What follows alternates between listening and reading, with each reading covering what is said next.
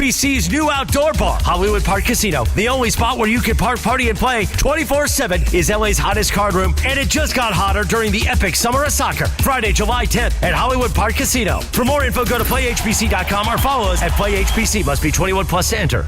Progressive knows there's no one more important to your team than your pet. They're like your top draft pick. And it looks like Chuck has selected Pepper the Corgi. Bold pick there, Deborah. Yeah, Rich, Pepper has a high ceiling for sure, but he does have a tendency to bark at every tree. Yeah, he brings a lot to the table, but also takes a lot off of it, especially when it's been left near the edge. Nothing left to do now but suit him up for the dog park. Protect your top draft pick from injury and illness with Progressive Pet Insurance. Get a quote at Progressive.com. Progressive Casualty Insurance Company affiliates and third-party insurers. Not available in all states or situations. Covered subject to policy terms. In my world, you're always sorting through information, trying to find what matters most fast. Well, if you're hiring, you can now review all of these resumes and applications faster thanks to ZipRecruiter. ZipRecruiter has a new feature that instantly shows you the most interested, qualified candidates first. ZipRecruiter's matching technology finds qualified candidates quickly. And with ZipRecruiter's new feature, qualified candidates show up at the top of your list. Try it for free at ZipRecruiter.com/sports. Meet your match on ZipRecruiter. This is The Rich Eisen Show. Coming up at noon after my show, it's Mason in Ireland, 710 ESPN, and the all-new ESPN LA app.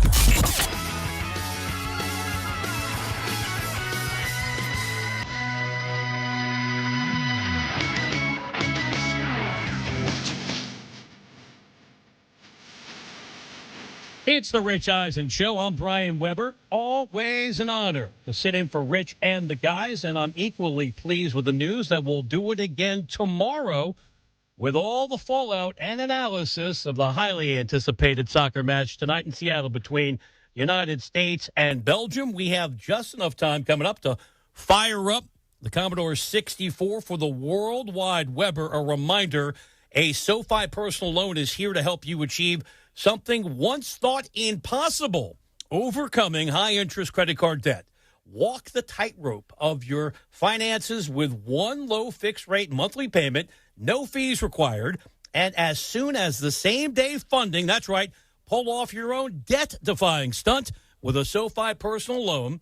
Visit SoFi.com/trick to learn more. Loans originated by SoFi Bank N.A., member FDIC. Terms and conditions apply. NMLS 696891. Who needs artificial intelligence when we've got a host with more bandwidth than a data center? It's time to log on to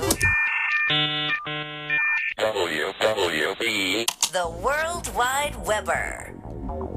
And for that, we say hello to super producer James Steele. James, were you ever a DJ? Were you ever on the Wheels of Steel with Jay Steele? I was not, no. I can't say that I was. Thank you for killing the bit. Just play along. Hey, where do you want to start? Yeah, I was. Yeah, thank you for noticing. I'm a lonely man breaking down every team in the NBA. I'm just looking for a little support. Where do you want to start?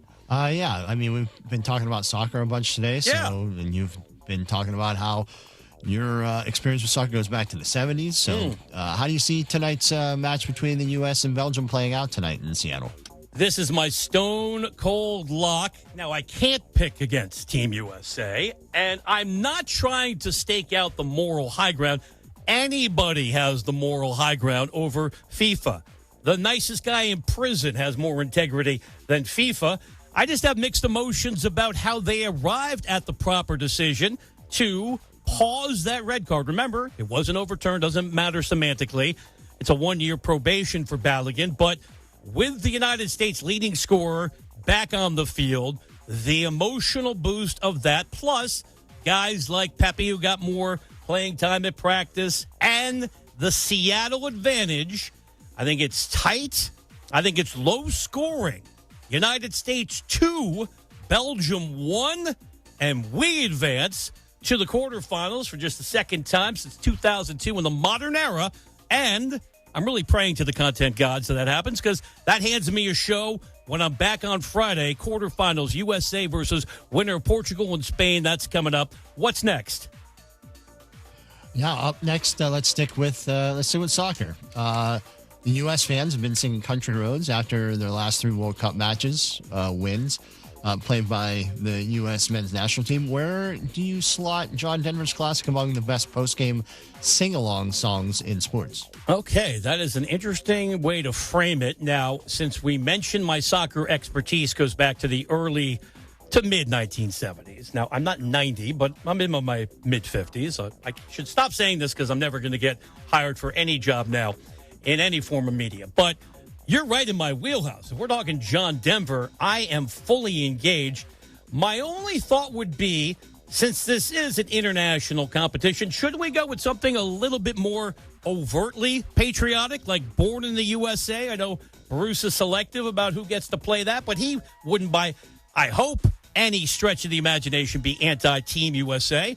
I will take you to Rocky IV. Cue up Living in America. We had that during the program. Mikey C. always does a great job, and we didn't even map that one out. That was serendipity. Give me a little James Brown. Finally, if I have to connect it to songs that are mainstream, and you hear them all the time because they play 162 games in baseball, give me any Giant victory, which are rare, as we just discussed with Levi Weaver. I'm wary of talking about the team in the Bay Area. They play I Left My Heart in San Francisco. The great Tony Bennett serenading things in the city by the bay. James, I have listened to you on and off the air. I'm aware that you grew up in the Pittsburgh area. Can you clarify something with Country Roads? Is the great John Denver talking about the state of West Virginia or the western part of Virginia? I always thought that it was West Virginia, but that's a great question. I'm not 100% sure. I always took it as West Virginia. All the people that I know from West Virginia, I believe, take it as he's talking about West Virginia. Just throwing it out there. It could be a new segment, Stump the Steele. As I rip off Stump the Schwab, we got to pick up the pace. What's next? Would not be hard to stump this guy. Taylor Swift and Travis Kelce had their wedding at Madison Square Garden on Friday. Possibly the second most, the biggest wedding of all time at Madison Square Garden. Macho Man and Miss Elizabeth got married there at SummerSlam in 1991. I don't know if you know that. But anyway, Rich Eisen and his wife, Susie, attended. Adam Sandler officiated the ceremony. All right, ladies and gentlemen, welcome to Before the Growl. I'm Mason, that's Andy. This is M, and BC is on his way in. It is the day Team USA will try to crack the final 8 in the World Cup, and we are all over that for you, and we'll talk a lot about it today. No Belgian waffles. No. What else did Belgium have? Belgium has mussels. Mussels? Mussels? No yeah, mussels? They love mussels there. So, BC, you officiated a wedding. Tell me, how did it go? What was it like? All that stuff. I mean, very nerve-wracking. First of all, I think it went great. Yeah, I know. Okay, good. From the feedback I got, and the most important feedback, the bride and groom, they loved it. So that's all that really matters at the end of the day. A bunch of people come up after me, asked how many times I've done this before, because I thought, I've done it a few times. You're a pro. Maybe a little side business. That's what my wife was like. Hey, side hustle. So it was fun. I wrote the whole script myself, so from the heart, it was a little personalized. Did you have a binder or like a paper in front of you? I had a really nice leather notebook. I went classy. Looked good in the pictures. I was classy, and I printed it out and I taped it inside, so I didn't write it in it. So it was a little, that's it was just hiding it. Right. Yeah, that's So good. how strict was the NDA that you had to sign for this wedding? Because this has been the weekend of NDA weddings. Not too big. Not too big. I will say it's funny. You and Adam Sandler officiated a wedding the same Adam weekend. Sandler and BC both officiating weddings this weekend. I will say I'm probably cooler to have at a future wedding, though.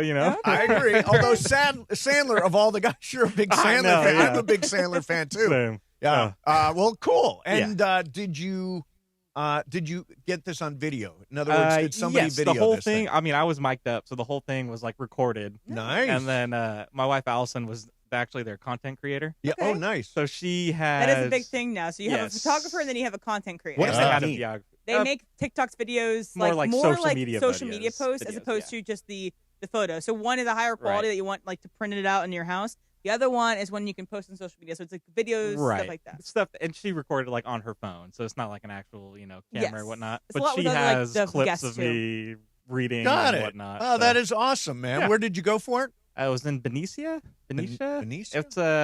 It's a little town on the bay. Oh, okay. Up in near Oakland, kind of. Nice. Very beautiful. Cool. Very good wedding. Em, you saw Terminator this weekend. I did. We were talking about how great Terminator is over the. Because Friday was your game. Friday, my game was T2 trivia because it was the anniversary, 35th anniversary of the release. So see, I went to my friends and I told them that we played that game, and then my friend Rachel was like, "Oh, I've never seen Terminator either," and I was like, "Well, that's our solution for this weekend. We're gonna watch the Terminator, watch the first one, and I would describe it as like Mad Max because I love Fury Road." And so then when Furiosa was coming out, I went back and watched all the Mad Maxes available to me. And you can see how there is like the hints of what it can be, but it's like lower budget. It's trying to do what it's trying to do. So I won't say like the Terminator is like the best thing I've ever seen. Right. But I was excited to see T2 because I know everyone's like, this is like everyone describes a great sequel as it's like T2. Yes. So I started to watch it and I haven't finished it, not because I didn't like it, but because I wanted to fully appreciate it. Yeah. So I will give my full T2 review at some point by the end of this week. By the way, this T2 is a little bit to the original Terminator what Aliens is to the original Alien. Which is funny because that's James Cameron. Exactly. After Ripley, and then James Cameron did the Terminator. I think if you were going to make the Mount Rushmore of sequels, T2 is at minimum in the conversation. Like, I think it is up there with Godfather Part 2, Empire Strikes Back. Toy Story 2. Honestly, guys. Mad Max Fury Road should be there. But that's not a sequel. That's a Lego sequel. You don't consider that a sequel? No, it's a franchise. Oh, not the direct sequel. Yeah. I don't remember if Mad Max or the Road Warrior, which one came first. I always mix them up. It's Mad Max, then Road Warrior. Right. Road Warrior is really good. Then Tina Turner won. Yeah. Thunderdome. There was several before Fury Road, but I would describe Fury Road as a Lego sequel. Like it's one of those things where like you separate by so it's several like from decades. the universe, but not those characters. Exactly, not the direct one. But yeah, I would say best. Like you mentioned, then Toy Story 2, Shrek 2. Godfather 2, Empire Strikes Back is pretty good. Yes, and I would count that because it was the direct one. I'm trying to think of other great. I mean, Top Gun Maverick. That's fantastic. Great sequel. It's more like a Lego sequel as well because the decades between. It's better than the original in my opinion. Too Fast, Too Furious. That is 2. Yeah, 2. Number Tokyo 3 is terrible. Yes, it is. Because most of the time sequels are disappointing because the first is so good. I think the best sequels are ones that are like honestly an okay first and then like a whoa. Yeah, second. right. Yeah, but that's the case of Terminator. Yes, for sure. That's part of what makes T2 so great is the original's really good and the second may have topped it, or like Godfather 2. Yeah. Yes. I will say Way of Water is not as good as the first Avatar in terms of James Cameron's work. It's a lot of blue people doing a lot of blue things. So many blue, so much blue. It's too long. Unbelievable. Yeah, I can't think of anyone off the top of my head that is like really great. But yeah, Shrek 2 I think is awesome because it has great soundtrack. Yep. And it just expands the world. I think the best things are always trilogies, though. Yeah. Because Dark Knight. How could we forget Dark Knight? Dark Knight. Dark Knight is fantastic. I always think of that as like the first one. But I think Batman also Begins. in trilogies, the second is always the best because you don't have to end it. Yep. And you expand the world. So like Across the Spider-Verse from the Spider-Verse movies is fantastic. Also excellent. But like it's made to be a trilogy, so you don't have to solve the problems. Yep. You just have to expand the problems and you leave it on a huge cliffhanger. So that's basically what Empire Strikes Back does. I don't know about T2. No. So I don't know how that ends. By the way, I don't think Dark Knight, that leaves you with a cliffhanger. It does. You have the Joker swinging, and it's like, we're going to do this for the rest of our lives. That's like the kind of last thing you see. So I think if Heath Ledger had survived, he would have been in the third movie potentially, or been a part of the third movie. Yeah. And who knows what happens there. So I think it's because Heath Ledger was not there anymore that you don't really solve that problem. Right. I'll tell you what, I am so excited we're talking about Christopher Nolan there, so excited for the Odyssey. Let's go. So excited. Are we 2 weeks away? Yeah, Trojan Horse is already at Universal City Walk. Oh, is it? Yeah. Nice. Yeah, it's going to be great, but I think we got to get started. Okay, we're going to get started here in a minute. Thank you very much for watching. We are on the radio, we are on the app, and we are on the YouTube. See you in a minute.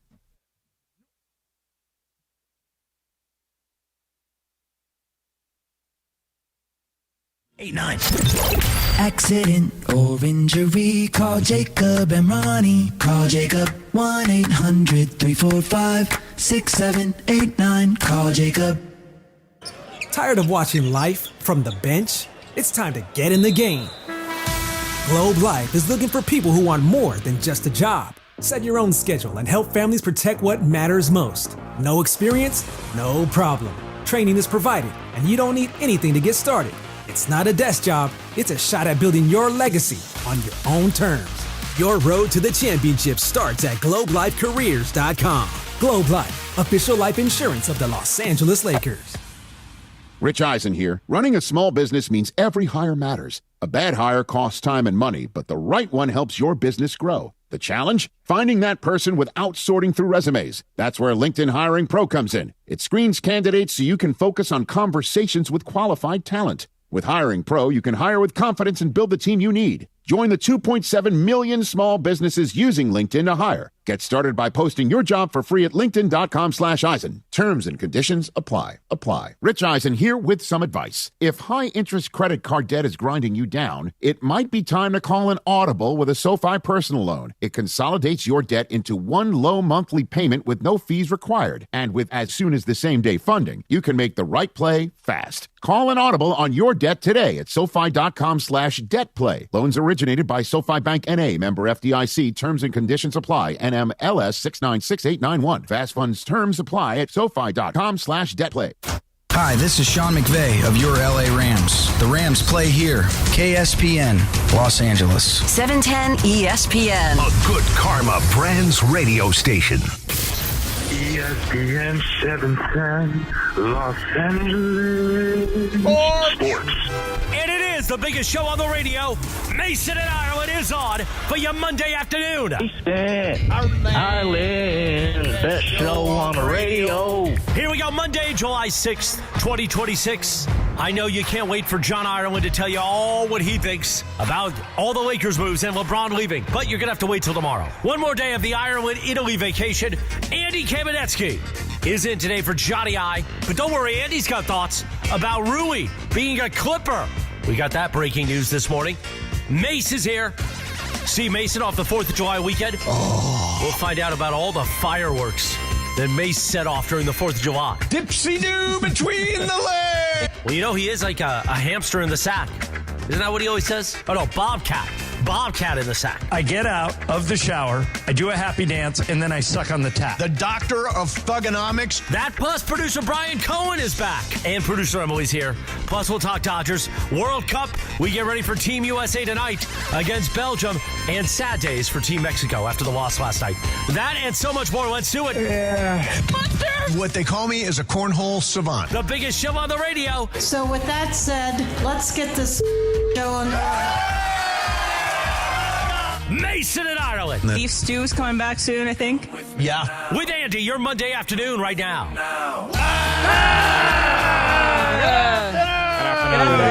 What is up? So, ladies and gentlemen, we are getting ready for World Cup action. Belgium versus the United States. It comes up at 5 p.m. our time in Seattle, where they are soccer crazy. The stadium will be electric. And, of course, the big decision came down yesterday that Flo Balogun will be available for today's game, despite getting the red card in that last game. And, you know, a lot of people are, first of all, as a fan and not a really sophisticated soccer fan, I will say I'm just glad we got our guy playing. You know, he was the leading scorer. He was critical to the team's success so far in this tournament, and they got the call wrong. Now, everything that went into overturning the call or suspending the call or whatever that is seeming a little, Andy, how would you describe it? Not above board? Yeah, a little fishy. Very typical of FIFA. Like, in a lot of ways, this is very on brand for what we know about FIFA. Yes. And it may be one of those things where two wrongs actually end up making a right.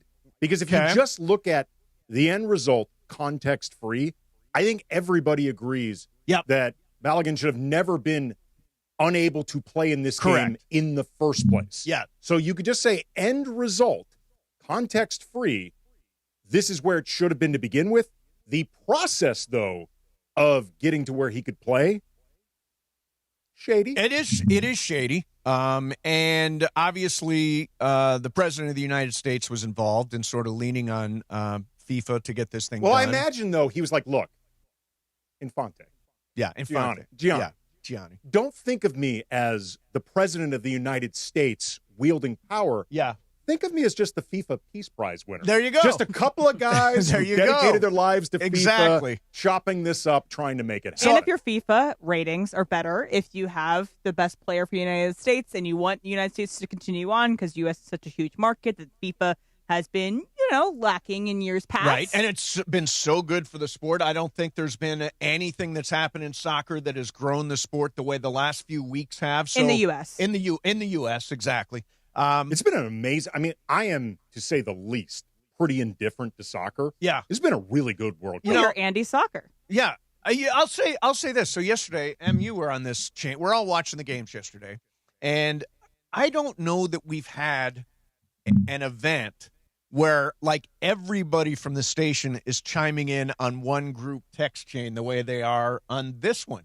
Thanks, Trudell, for making the group chat. Way to go, Mike don't think Trudell. Andy's in, so you didn't make it. No, he's not, but it's all right. None taken. My team is still alive. Norway won yesterday. Erling Haaland is just incredible. And is there anybody with more swagger than Erling Haaland? I mean, the way he hit that drum afterwards is like, I am the man. I was trying to tell you guys before the tournament started that Haaland is somebody to look out for. He is so scary because he is on the team that I don't like in the Premier League. I won't say him, but he's been scary every time I've seen him. He just is a magnet to the ball. He's like a shark out there. I want to go back to the red I bet card you do. Okay, so your take on Balogun being cleared now to play in today's game. I just think it's completely unfair. I think that it is an unfair system to every other team in the World Cup because I can guarantee you the English player who got the red card last night will not get this treatment. I guarantee you anybody else who got a red card in this tournament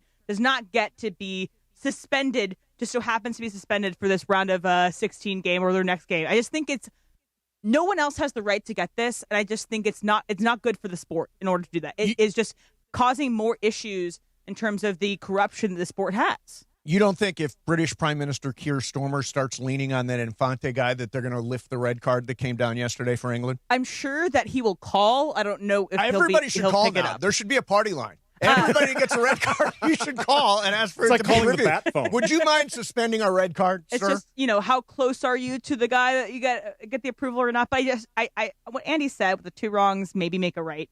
I kind of agree in some way, shape, or form. Okay. That a red card is almost too punitive for what he did because you're not missing just that game. You're missing the next game. He missed an entire half. Right? It happened in the first half of that game or early into the second half. Right. And so I think just in general, FIFA does need to relook about what a red card is. Yep. Okay. So I think that if you have to use VAR to determine a red card, it's not a red card. Right. If you can't see it with your eyes, it's not a red card. It is so punitive that it needs to be everybody in the stadium needs to know right there. Like, again, think back to Zinedine Zidane headbutting a guy on the Italian team. That's a red card. That means that you're ejected from the tournament. I think if you have to look at super slow motion and maybe this is that, it's not it. By the way, you're not, according to the rules of VAR, you're not allowed to look at plays like this in slow motion. It's a force play, and you're not supposed to do it. You're supposed to use it in slow motion to determine offsides, to determine goals, but not to determine a play like this. Right. It's just, it's ridiculous, and I understand why Belgium is upset. Sure. I would be upset, too. Yeah. If the best player in their team was supposed to be out of the game and they just magically get a waiver saying that they get basically a pardon. He got a pardon saying that you can't go and play in this next game. I just, it leaves a dirty taste in your mouth. I really hate it. But, again, as a USA fan, I'm happy he's there, and I do think that we eventually got to the right decision. That Balogun didn't deserve to have a red card, didn't deserve to miss this game. Here's what I know. After we win tonight, it's Friday, probably against Spain at SoFi. How about that? Yeah, Spain, Portugal playing right now. Spain, Portugal right now. I think Spain's going to win, don't you, Em? I think so, too. I think we would want Portugal to win, though, because they are more gettable than Spain. But that would be a fun game because USA is really young. Yep. And the best player in Spain is really young. They have Lamine Yamal. And, it would be really fun to see these young guns go after each other. So here's what's going to be weird about this. So I'm putting the cart way before the horse here.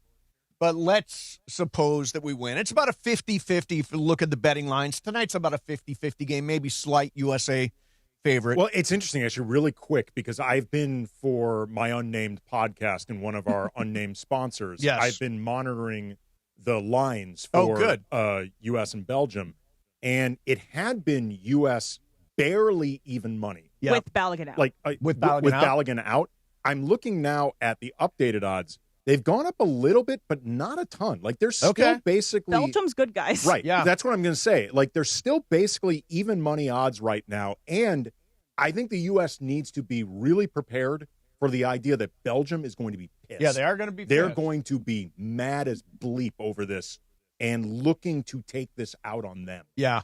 What will be weird is that if we can win tonight and we set up a game on Friday and it's potentially Spain, again, cart is way before the horse. It will be the eve of when I actually go to Spain. I'm flying to Spain on Saturday. Okay.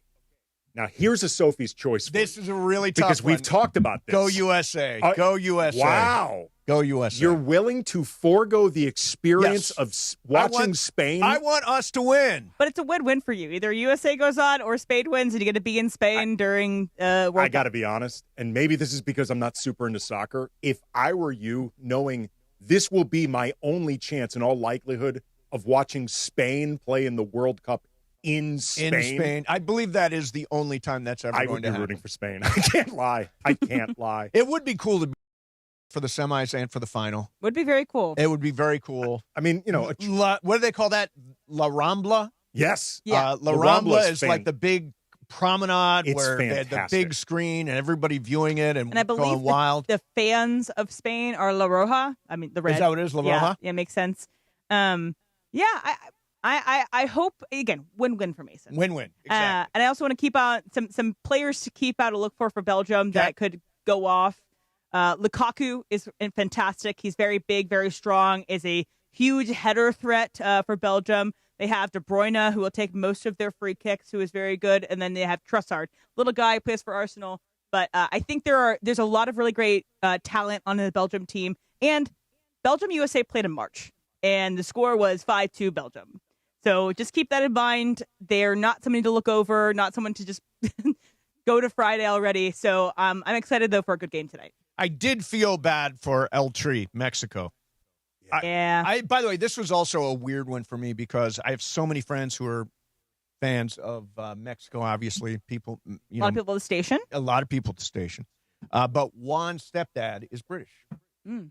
So it was all day long. I was like, I didn't really know. Has he what seen it to yet? root I know he for. watches it on delay. He has finally seen it. Okay. He has finally seen it. He watches everything on delay. But he said, that last, and if you watch that game yesterday, Mexico versus England, the last 30 minutes of that match, maybe even longer.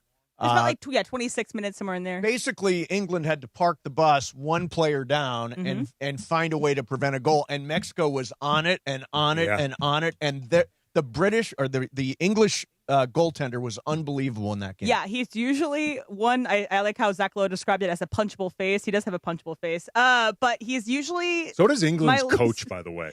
Yeah, that maybe is a lot of these severely English punchable players face. do. But yeah, the Mexico, I think I saw a stat. They had more. England allowed more crosses than they ever have in a game in the World Cup during the Mexico game. Yep. I also will say the PK that Mexico got was BS. That was not a PK. Like, that was ridiculous. Like, again, we had to slow it down on VAR to see that Harry Kane allowed a PK. The leg up the whatever that is. It's yeah. not a PK. Was it's that just ridiculous. See, I don't know enough. It's Is just that not a PK if you're under somebody's foot like that? It's the idea that he's kicking his foot as he's kicking it. Correct. And that's why. And it's similar to both the red card that was allowed that they got in that game for England and the red card that was given to Balogun. Right. But I just think that is a little BS.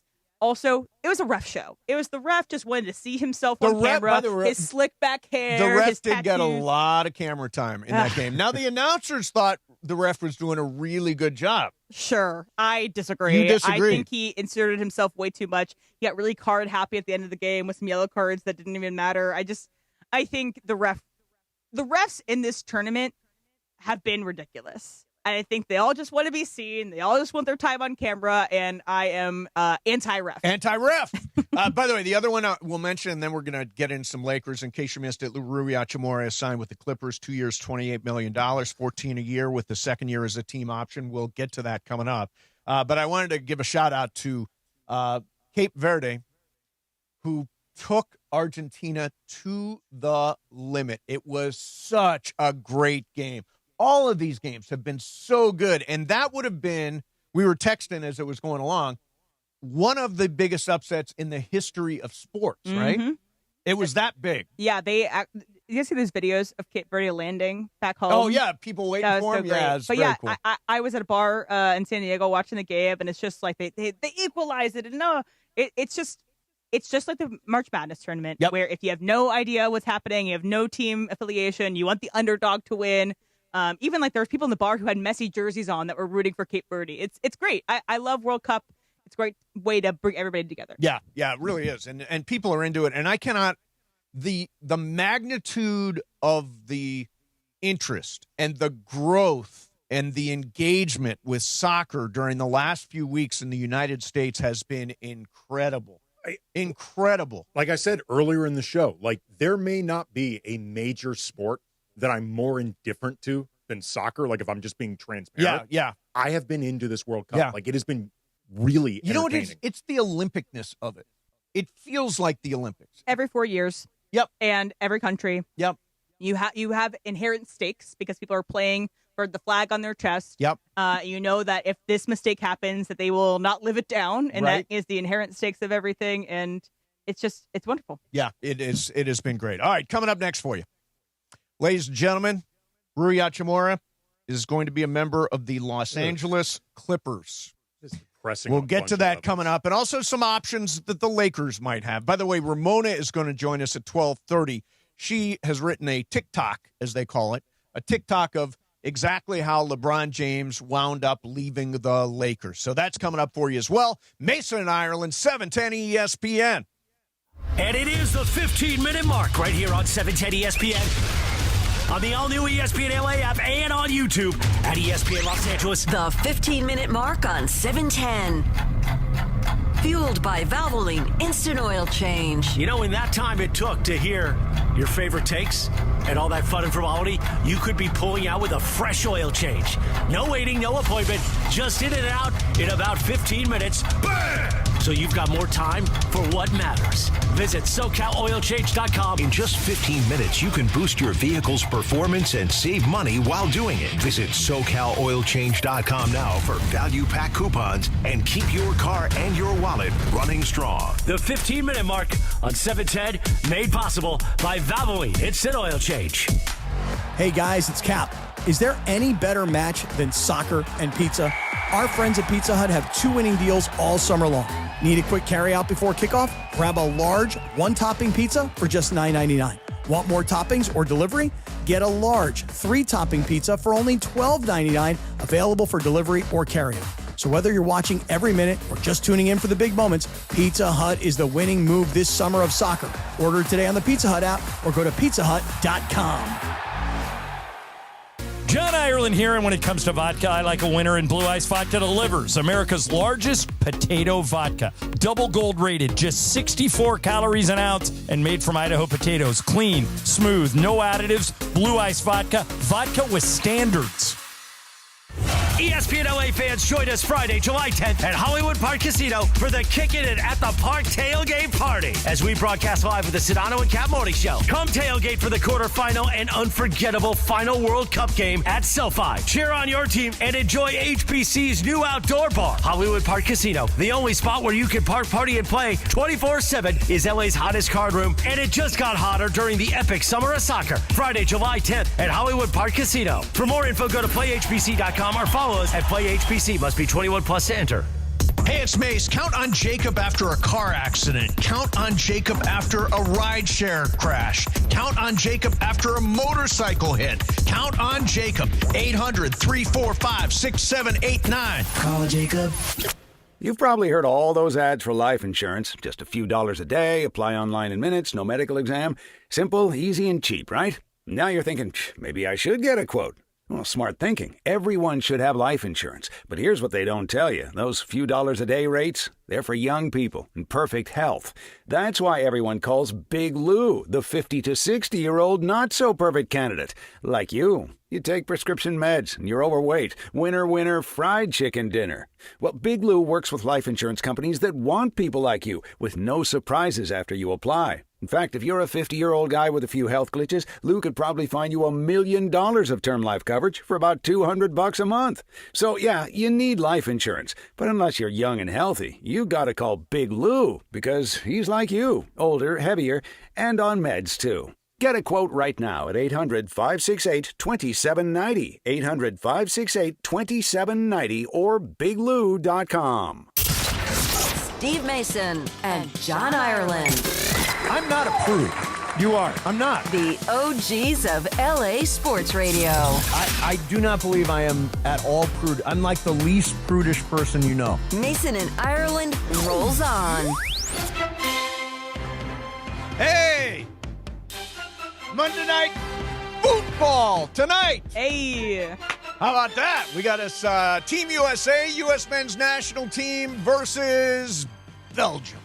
And the game starts at 5 o'clock. We're going to check in with Mario Ruiz a little bit later on. He knows his soccer like M. M, you know your soccer. You know your soccer. I love soccer. Yeah, you are all in. I wanted to mention this, ladies and gentlemen, after the game yesterday, Harry Kane, and we just talked about this game, England outlasted Mexico 3-2. After the game, Harry Kane did his post-game interview, and he didn't have much of a voice. What's happened over there by the England goal? Because there looks to be some concern. Yeah, Jordan, my voice is gone. Henlo just fell over there. I think he's okay. Just something to do with his arm. Okay, well, as for the performance, I think it says it all, the fact that your voice is gone. That was some contest to watch. What on earth was it like to play in? Yeah, it was a crazy game. We had to fight. We had to find something. Yeah, I've just been sitting there. I can't really talk, but... Yeah, he did not have much left. Well said, Harry. Dude, well said. That Well Mexico spoken. City altitude is no joke. Yeah. Now, there was a story that bubbled out, and I don't know if it's true or not, but that FIFA had cleared the British team, the English team, to use Viagra to deal with the altitude that they were playing at in Mexico City. Now, well, okay, imagine. Yeah. Yeah. I feel like that would be difficult to play with.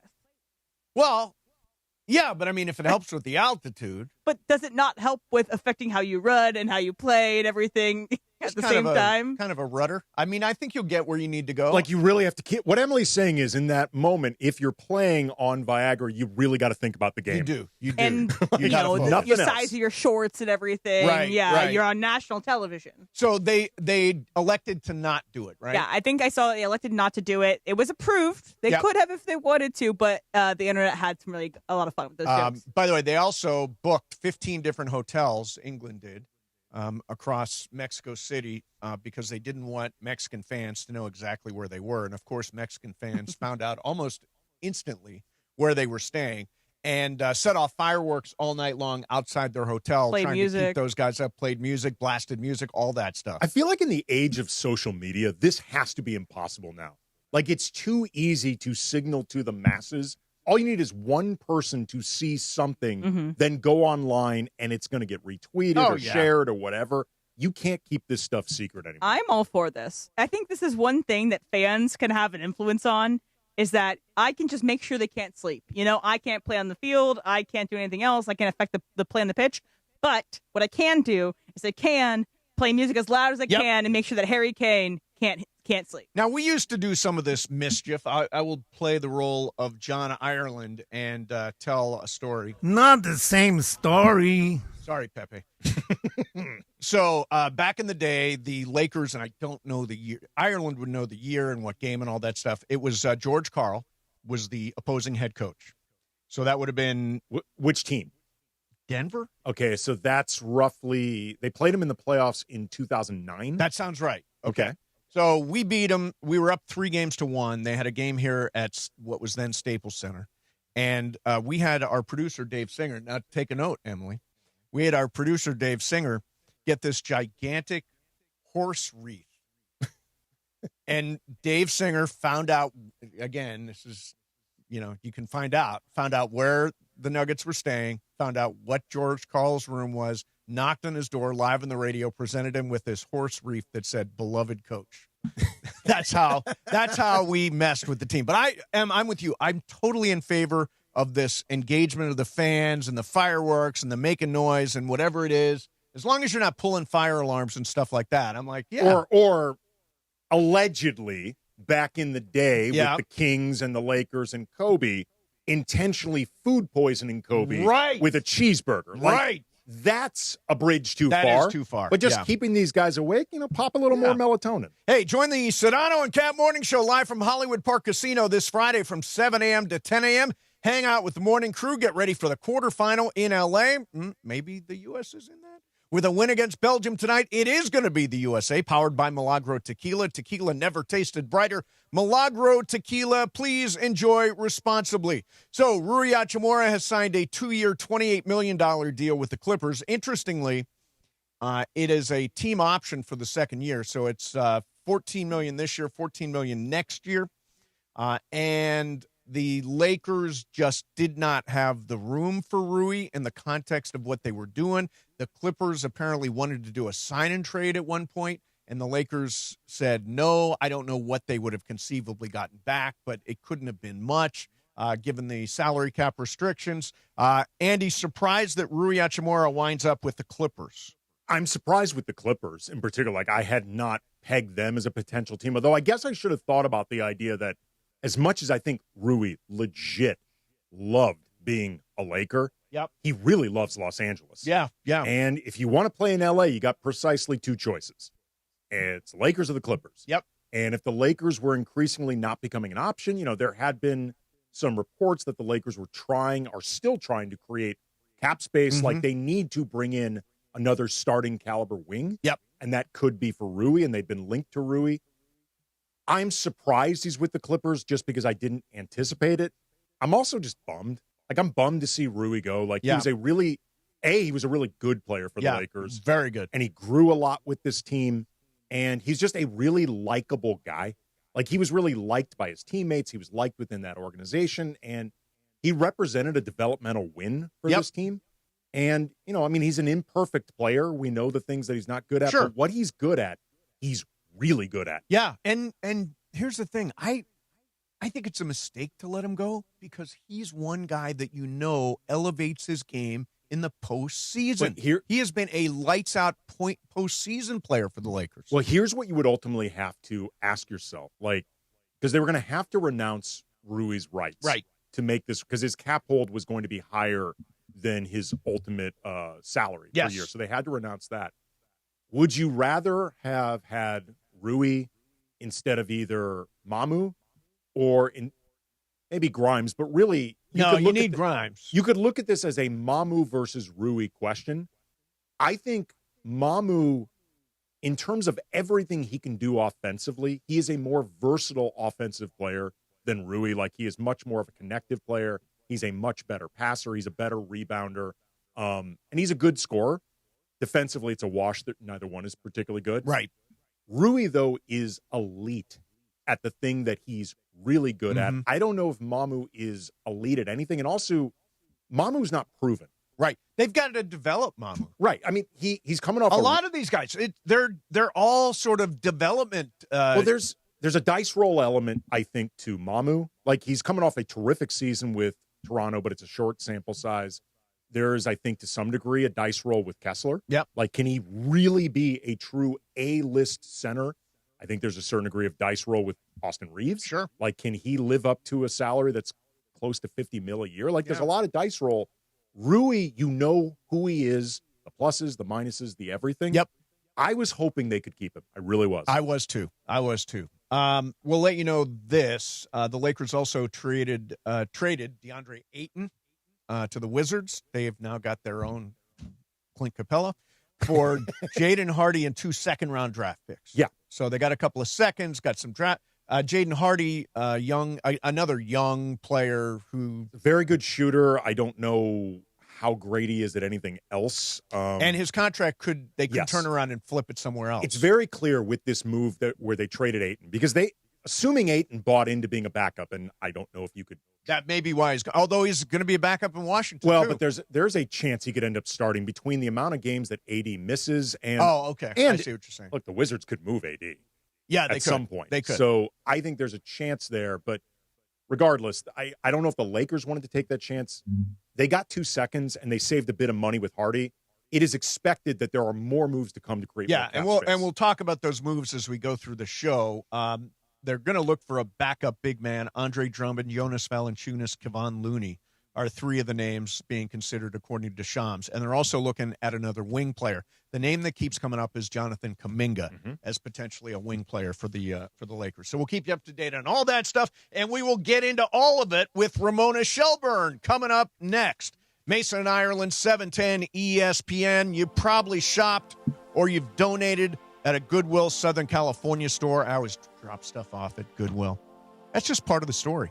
Every day, Goodwill is helping people build better futures through job training and career placement and support services for veterans, youth, and anyone working to get back into the workforce. They're not just a store. They're a pathway to opportunity, and now through their partnership with Verizon Skill Forward, you can access free online college courses to learn new skills, earn credentials, and take the next step in your career, all at your own pace. So whether you're looking to grow, start fresh, or give back to your community, Goodwill, here to help make it happen. Whether you want help or need to get help, Goodwill Southern California is ready for you. For more information, visit powerofwork.goodwillsocal.org. That's powerofwork.goodwillsocal.org. Brought to you by Goodwill Southern California and Verizon Skill Forward. Mason and Ireland, 710 ESPN. You never know what you're going to get when you wake up with Sedano and Cap.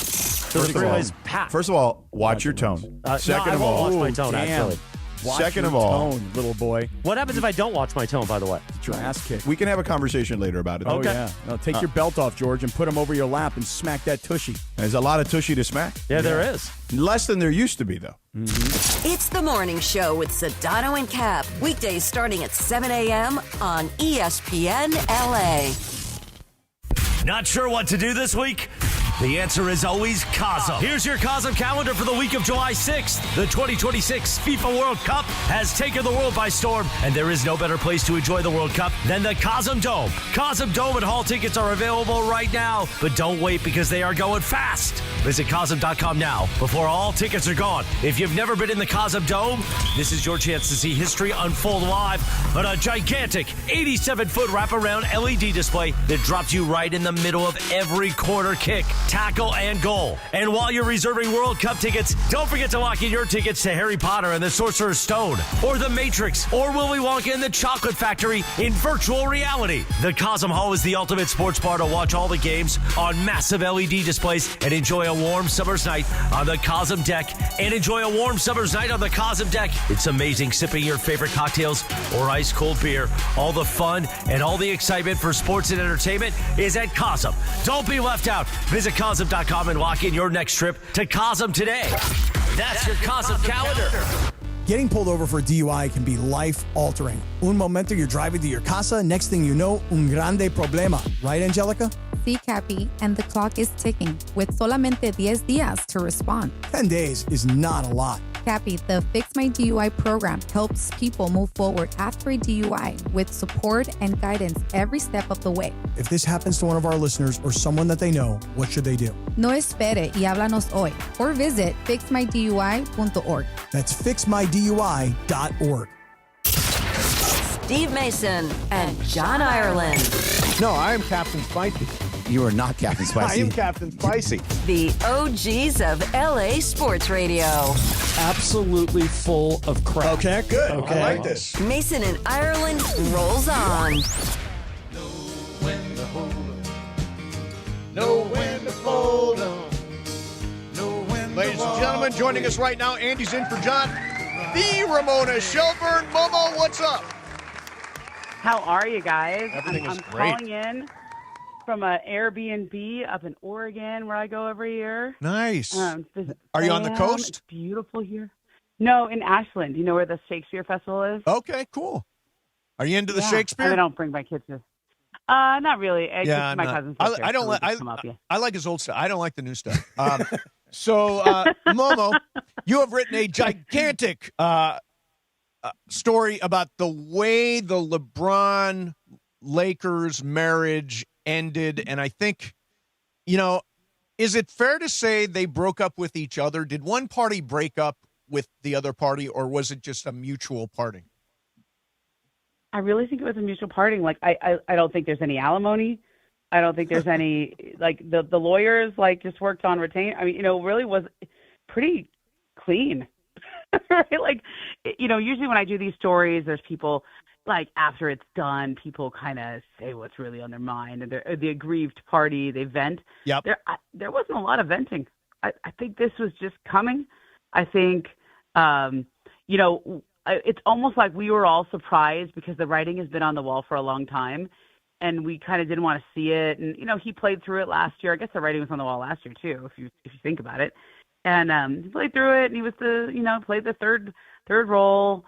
A couple of people told me they thought, it could have been brought back together again this year, but the Lakers would have had to, like, prioritize that, like, to say, like, man, we just can't lose LeBron, and they would have had to, come at him early and say, let's just do an extension off the 52, or hey, we're going to have to bring you down a little bit salary-wise, but that's only because we're going to get these 4 guys, and we have to do it. Are you good with those 4 guys, And I think the Lakers and LeBron were smart enough to understand that Luka is the priority now. Luka is the guy. And if you're not the guy, you have to decide if you're okay not being the guy. And he did it all last year. I think they got along really well, considering. But if somebody else, like, there's all these other teams out there now that are going to make him feel really wanted, and they're going to recruit him, and he's going to feel like a fresh start. And I get it. I think everybody gets it. Yeah, I mean, there's no acrimony, there's no alimony, but there still is the question of who gets custody of a child. Yes. That's involved right now. True. Technically, the Lakers still have Yeah, I mean, they got to work this out with the lawyers and the agents and all that stuff. I mean, Bronny's, yeah. True. Can I say something a little bit surprising? Yeah, sure. On the Bronny front?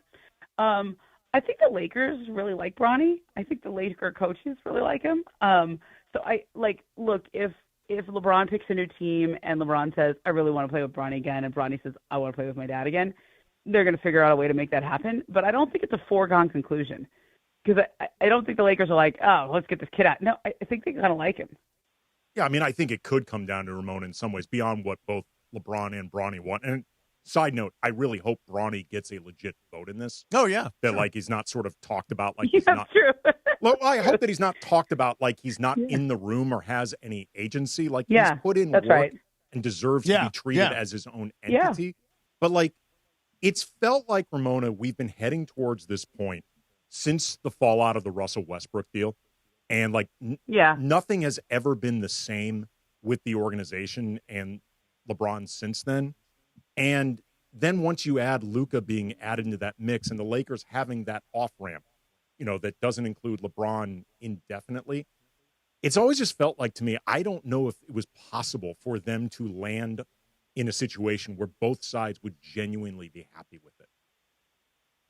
Yeah, I don't think it was going to be possible. Like, I just think, one of the things that was surprising to me, which Rich Paul told me, was that, the Lakers called, the first day they can call their own free agents is about a week out, right? You have, sort of primacy with your, so they called Rich, and I'd kind of been hearing it as, well, LeBron wasn't available for a Zoom yet. He hasn't even told Rich if he's coming back to the NBA yet, Yeah. And it felt like the more that time went on, it was some stalling going on. Like, why won't he just do a Zoom with them or call or at least hear them out or whatever? Rich obviously was talking to Pelinka. It wasn't like no one was talking to Pelinka. It was just LeBron wasn't getting on the phone with them, and he was doing quite a lot of other things we saw in his social media. And what Rich told me, which I thought was interesting, is he said by that point, by the time the Lakers called like a week out, LeBron had already told him he was 1,000% not coming back to LA. That he was 1,000% sure of it. And so what's the delay in, figuring out when you're going to tell the Lakers that, hey, LeBron's not coming back. I think some of that was just making sure that even though it's 1,000%, like let's marinate on that a little bit. Let me kind of assess what your options are, your market might be before you just say 1,000% I'm not coming back. Okay. And also I think he didn't have to tell them until at least the beginning of free agency. There was, right. And I thought that was good that they told them the morning of so that they could kind of move forward with their other plans. Let me ask you this. Obviously, Walker Kessler, Grimes, Sexton, Mamukashvili. I tried it so hard. I was trying so Wait, hard. I'm going to help you. I got it. Nate, Okay. I've been okay. Ready? Yep. You start off with the Mamu. Mamu. Just say Mamu. Mamu. Okay. Kelishvili. Yeah, I know. It's really a hard one. We're going to go with Mamu. So just go it really fast. Just go Mamu Kelishvili. Just do it like really. Mamu Kelishvili. Really fast. Just dive in. All right, there you go. And in any event, that was pretty good. In any event, these names is what I'm getting at. These names. Do you think at any point Rob Pelinka or somebody from the Lakers said to Luka, "Do you want LeBron back or not? Do you want to play with LeBron James?" Was that conversation ever had? I don't think it would be phrased like that. Okay. You know what I mean? Like, I think it's just a question of priority. Like, if Luka did not want to play with LeBron, he certainly would have said so. Sure. I don't think there was any beef between the two guys. I just think the priority was we have got to get a center. Yeah. Like, we've got to get somebody really good. And if that's like, what you can tell when you're important and you're not important, okay, for example, on my side of the TV world, right? Mm-hmm. There'll be a day where all of us are supposed to get our makeup done. Well, I get like fourth choice, whatever time slot that is. Like, definitely they're going to let Malika get her makeup done whenever she wants. She gets the first pick. Mm-hmm. Then it's probably going to be Chanae. Like, so you get the fourth string makeup person? Not string, but like time slot, like, whatever's most, like, it's not about what's most convenient for Momo. Right. Okay? Got it. It's about, whenever the more important people get their choice, and then whatever's left, that's what I get. Okay. So I've accepted that. It's not my show. I'm just a guest, it's all good. They're on Malika's timeline. Like, when you're, yeah, that's right. That's true. But fortunately for me, she likes to get ready really early, so I'm not going to show up, like 8:00 for a noon show. So I think like that's the better way of thinking about it with LeBron. Like, and I wrote this one line, and as a writer, sometimes you're like, that's the line that lands. I think for LeBron, he had been a priority for so long in his career, he knows what it feels like to not be a priority, right? Like, you can tell the difference. Well, right? to that point, Momo, you actually write about this, the 10-year anniversary trip that the Cavaliers his old teammates just took. And you feel like that played a role in his decision as well, that he realized what it feels like to be wanted by an organization. Yeah, wanted, appreciated, to have that kind of camaraderie. Like, remember this too, those guys are his age. So he's, everybody else with the Lakers is a lot younger than him. Like, it's a weird, he's like the old guy on the team. And, these are this is what it feels like. 2016 was probably his greatest basketball moment, I would say. Of all his accomplishments, winning a title in Cleveland is probably the top of the list. And, now you're back with these guys and you remember that camaraderie. And of course, 10 years later, you forget all the things that weren't good about it. Okay. You forget all the like annoyances or the Dan Gilbertisms or the, whatever was annoying back then. You just remember the good times. And I think it's, in contrast to what he dealt with this year, which was a hard year. A couple people around him said, people forget he missed the first part of the year with that back injury. Mm-hmm. So he comes back and he's like managing the sciatic all year. You're kind of fitting into this third role here. You have to kind of get on board with the program. It's not comfortable, even though you like Luka and AR. It's still weird. I read about and a lot of people told me about that golf trip that they had. It was kind of cool. Like, they played. This was right when they won like 9 in a row. They were rolling. The way that got organized was a bunch of guys were going to play in the morning, but nobody was on the same page. And then I don't know who it was, but somebody said, why don't we all just play together and like do coaches versus players? And so they got up early before this flight to Detroit, and they played the scramble golf game. And I don't know if you play scramble golf, but whoever's like Okay, like it's almost like the worst player goes first and then the best player goes last because it's sort of best ball. Mm-hmm. So Austin Reeves really good, Bronny's really good. Those guys are always going to go last. And like the newbies, like Luka and LeBron and whatever. But it kind of like LeBron has always been the best guy in his team. He's always been the guy with the best, if we're using the analogy, the best ball, right? Like and now you're not that guy anymore. You're Luka. Luka's that guy. And then if it's not him, it's probably AR. And I don't know. I think at some point, let me just, wherever he goes, he's that though, right? Theoretically, but it's and this It's is more a of a great dog and phrase pony that I'm show feeling. as far as bringing him in. Yeah, It's more of a dog and pony show and celebration and theater and wooing him. Right. Yeah, this is a line that I stole from somebody else, but I'm allowed. I love it. They really had this like curse of incumbency. Like when you're the incumbent, you have all the baggage, you have all the like even if they were to give him $25 million and nobody else could pay him more than 15, he would think, well, that's half of what I made last year. Why am I taking less so you can pay Austin more, or why am I taking less so you can pay Walker Kessler more than me?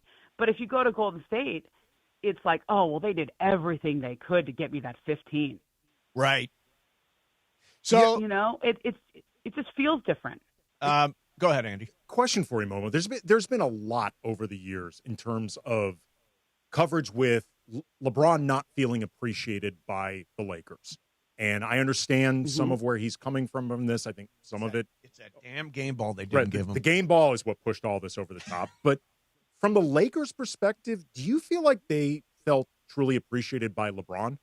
Because there was a lot they actually did do for LeBron over the years.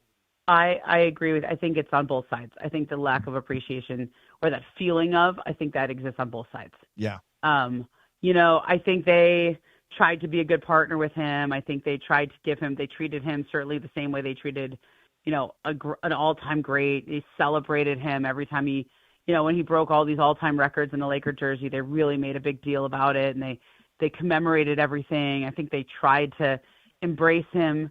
But he's not homegrown here. Yeah. He's just not. So there's not the same sense of, there was a lot of, there was, we forget all those comments. And we talk about him being passive aggressive. I actually think he said it out loud a lot of times. Like he was like, I don't think our roster's good enough. Like he would just say it, right?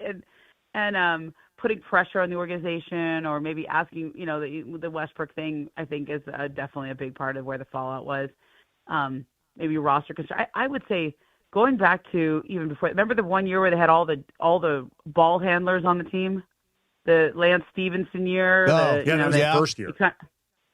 Yeah, and I think that was sort of inspired by what LeBron told him he wanted, and that really didn't go well. And when you ask for something as a star and then it doesn't go well, can't also be the organization's fault, right? Now we're going to find out what happens now with Luka, because Luka asked for the big center. I've been told he prioritized Walker Kessler over Duren just because he's kind of more of what they need defensively. He's a big 7-footer rim protector. Right. Duren might be better, offensively, but in terms of what Luka wanted, like I think that was the slight. Now, plus I think they thought they could get him. Detroit wasn't going to engage in any signing. Right. But now, okay, so this is more Luka influence. So if this goes well, cool, he gets credit. If it doesn't go well, how will he respond to that? Right. And I think it's now the burden that's on Luka and the Lakers. All right, Momo, thank you. We'll let you get back to your Oregon vacation. You want to talk a little Rui for a minute? Yeah. Oh, yeah. I'm sorry. Yeah. Let's talk about Rui, who departs for the Clippers today. Departs for the Clippers today. I personally think that the Lakers should have found a way to keep him. He's a guy that is a tremendous three-point shooter and elevated his game in the postseason. I think they're not going to be happy that they let this happen. What do you think? I think he really wanted to stay with the Lakers. I think they had initial conversations about him staying, and there was definitely a mutual interest in that happening. And then they went and sort of prioritized other guys. And then from what I understand, just on kind of on both sides, they were at least frank with him a few days ago, saying like, I think the money you want is not going to be here, or if you should look to move on. In other words, like, this money's been reallocated, right? So it's he wanted to stay in LA at least. He's comfortable here. He thought he had found a home here. I think it's kind of a sad breakup in a way. Yeah. I think he wanted to stay, and they had some interest in him coming back, but not enough for they prioritized other guys, and it's a little bit of a bummer. Yeah. All right, Momo, stay near your phone because we might need you at any moment. What are you doing? You're barbecuing? What are you doing up there in Oregon? Okay, so I have like a bunch of kids around me, so Okay. I got an Airbnb with a pool. It's supposed to be heated, but it's not quite heated, so it's super cold. So we're deciding if we're going to jump in the cold pool or just go to this really nice park up here. Yeah. And hang. So I'm not going very far. I'm not doing a whole lot. Just I slept until almost 9 today. Good for you. Good for you. You deserve that. You deserve that, Momo. I think this LeBron thing, I don't know, but I think it could take a minute. Oh, yeah? I wouldn't be shocked if this goes deep into this week. Yeah, he did say he July, said on Mind the Game. August. Yeah, he did bring this up. And I wonder if this news gets broken on either Mind the Game or the podcast with Max Kellerman. Yeah. That it could very well be in one of those two shows. Yeah. Which the podcast with Kellerman goes Monday, Wednesday, Friday. So it's already Monday. I mean, I don't know. Maybe it won't hold until the airing of the podcast. Like I get into how, he had to like hold the phone himself when he recorded with Max from Wimbledon. That was pretty funny. Oh, wow. I was like, wait, you didn't have a selfie stick? And they're like, yeah, they're not allowed at Wimbledon. Oh, that's funny. Ramona, That's funny. this is what he should do. They should have that whiteboard and just slowly Yeah. erase until there's one name left, and that's where LeBron's going. That's perfect. Can't do it on a Friday, like though. that. That's a I new like stuff. that. Okay, last thing for you, Momo. Next year, LeBron James will be a Cleveland Cavalier. There you go. I'm in leaning. agreement on that. Where I'm leaning right now. I think that is a great I don't know. storybook finish. If it doesn't, nothing would surprise me at this point. But if I've swapped. I used to think it was Golden State. Now I think it's more Cleveland. But Okay. who knows? Maybe by the end of this week it'll be Miami or Philly or whatever. All right, Momo. Listen, have a great vacation. Thanks for Thanks, jumping on the phone with us. Have fun. You deserve it. You got it. All right, there's some Mona Shelburne. You should check out her article, which breaks down exactly. What's interesting is, and that we're a little long here, but there were no fireworks. That's the interesting thing. It was she uses the term sterile dissolution. It was definitely that. There weren't fireworks from either side. Both sides had nice things to say about each other when it was over. And it wasn't as dramatic as I expected it to be. I've been saying for years, like the relationship between them is tense. Yes. It's not hostile. You want to see hostile? Go over to Boston with Jaylen Brown. That is hostile. Sure. This is just two sides who've been sick of each other for a while. Yep. But neither side has had a better choice than the other. They now both do. All right, we're going to do some icebreakers coming up. In the meantime, Spain and Portugal 0-0. They are in the 51st minute, and they're in stoppage time now for the first half. So they're at 51 right now. And Spain favored to win this, but Portugal is hanging with them at least so far. Don't forget, a little bit later on, we've got Team USA versus... Your song, Em. Playing your song, Momo. Playing your song, Em. Time for break. All right, coming up next is Icebreakers. Mason and Ireland, 710 ESPN. It's DeMarco Farr and Travis Rogers for your afternoon drive. But we've been talking about this for what, 3-4 years? How much longer are we going to try to one last hurrah for LeBron? Enough already. Let's move on to the next thing. I am happy to be free of the LeBron timeline. The 41-year-old phenom that refuses to go out. Yeah. That's hard to build a team around. Sure is. I am so happy to be free of that. DeMarco and Travis have taken over Afternoon Drive. Weekdays starting at 3 p.m. on 710 ESPN. Call Jacob. Hey, it's Mace. And I'm Ireland. After a crash, you are on the spot. You got to make the right decisions. So count on peace of mind. Count on Jacob. Here's what I mean. 800-345-6789. Mason, you just count to 9. Exactly. Count on a plan. Count on a team that moves fast. Count on Jacob. Accident or injury, call Jacob and Ronnie. Call Jacob 1-800-345-6789. Call Jacob. Oh, hey, Sarah. Did you hear my daughter Katie got Camper of the Week? That's a big deal. We got a big deal too, right, Mom? Honey, shh. What's that? Okay, that Hyundai Santa Fe, I only paid. Nice. Deal's so right, it almost feels wrong. The Hyundai Getaway Sales Event. Get 0% APR for 60 months, plus 0 payments for 90 days, or 1.9% APR for 72 months on the Hyundai Tucson, Santa Fe, or Santa Fe Hybrid during the Hyundai Getaway Sales Event. Hurry, offer ends August 3rd. Call 562-314-4603 for details. We all hear the radio ads about the IRS. They tell you to be afraid, to be scared, and they try to frighten you into calling. I'm not here to do that. Tax Relief Advocates is different. TRA is here to tell you that if you owe money to the IRS, whether it's $5,000, $50,000, or $500,000, we have a solution. It doesn't matter if you're sitting in your car, at work, or with your kids. No matter where you are, call now. 800-575-6759. Don't lose hope. TRA can eliminate or reduce what you owe to the IRS. Generous programs are now available that can give you a fresh start. Our passion is taxes and helping individuals fix their IRS problems. We have over 1,000 5-star reviews on Google and an A+ with the Better Business Bureau. You don't need to be afraid of the IRS any longer. End your tax nightmare today by visiting us online at TRA.com or call 800-575-6759. That's 800-575-6759. Tax Relief Advocates. Real solutions for real people. Oh, it's Icebreakers time. Oh, right. That's right. The big voice guy. Listen to Mason and Ireland. Weekdays noon to 3 on ESPN LA. Exactly right. Time for Icebreakers on Mason and Ireland. Icebreakers made possible by Blue Ice Vodka. Your fit-friendly vodka with no sugar added, 64 calories an ounce, and keto-friendly. Let's do it. Icebreakers. Presented by Blue Ice Vodka on Mason and Ireland. Take it away, producer Emily.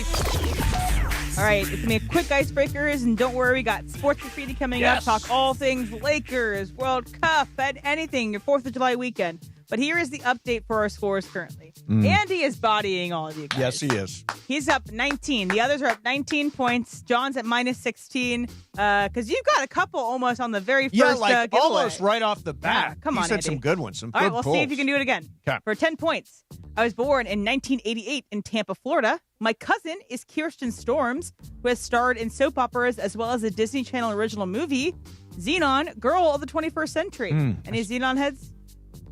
No. No? No Xenon. All right. 9 points. The Xenon Hive is not here? No Xenon Hive. I don't even know what that is. It's a good movie. For 9 points, I attended the Taylor Swift-Travis Kelce wedding over the weekend, and I am the godfather of Dylan Raiola. Dylan Raiola. Huh. Now Oregon quarterback. Yeah. For 8 points, I have hosted a podcast, and I was the MVP of the 2009 Capital One Bowl. I ended my college career with a 27-7 record.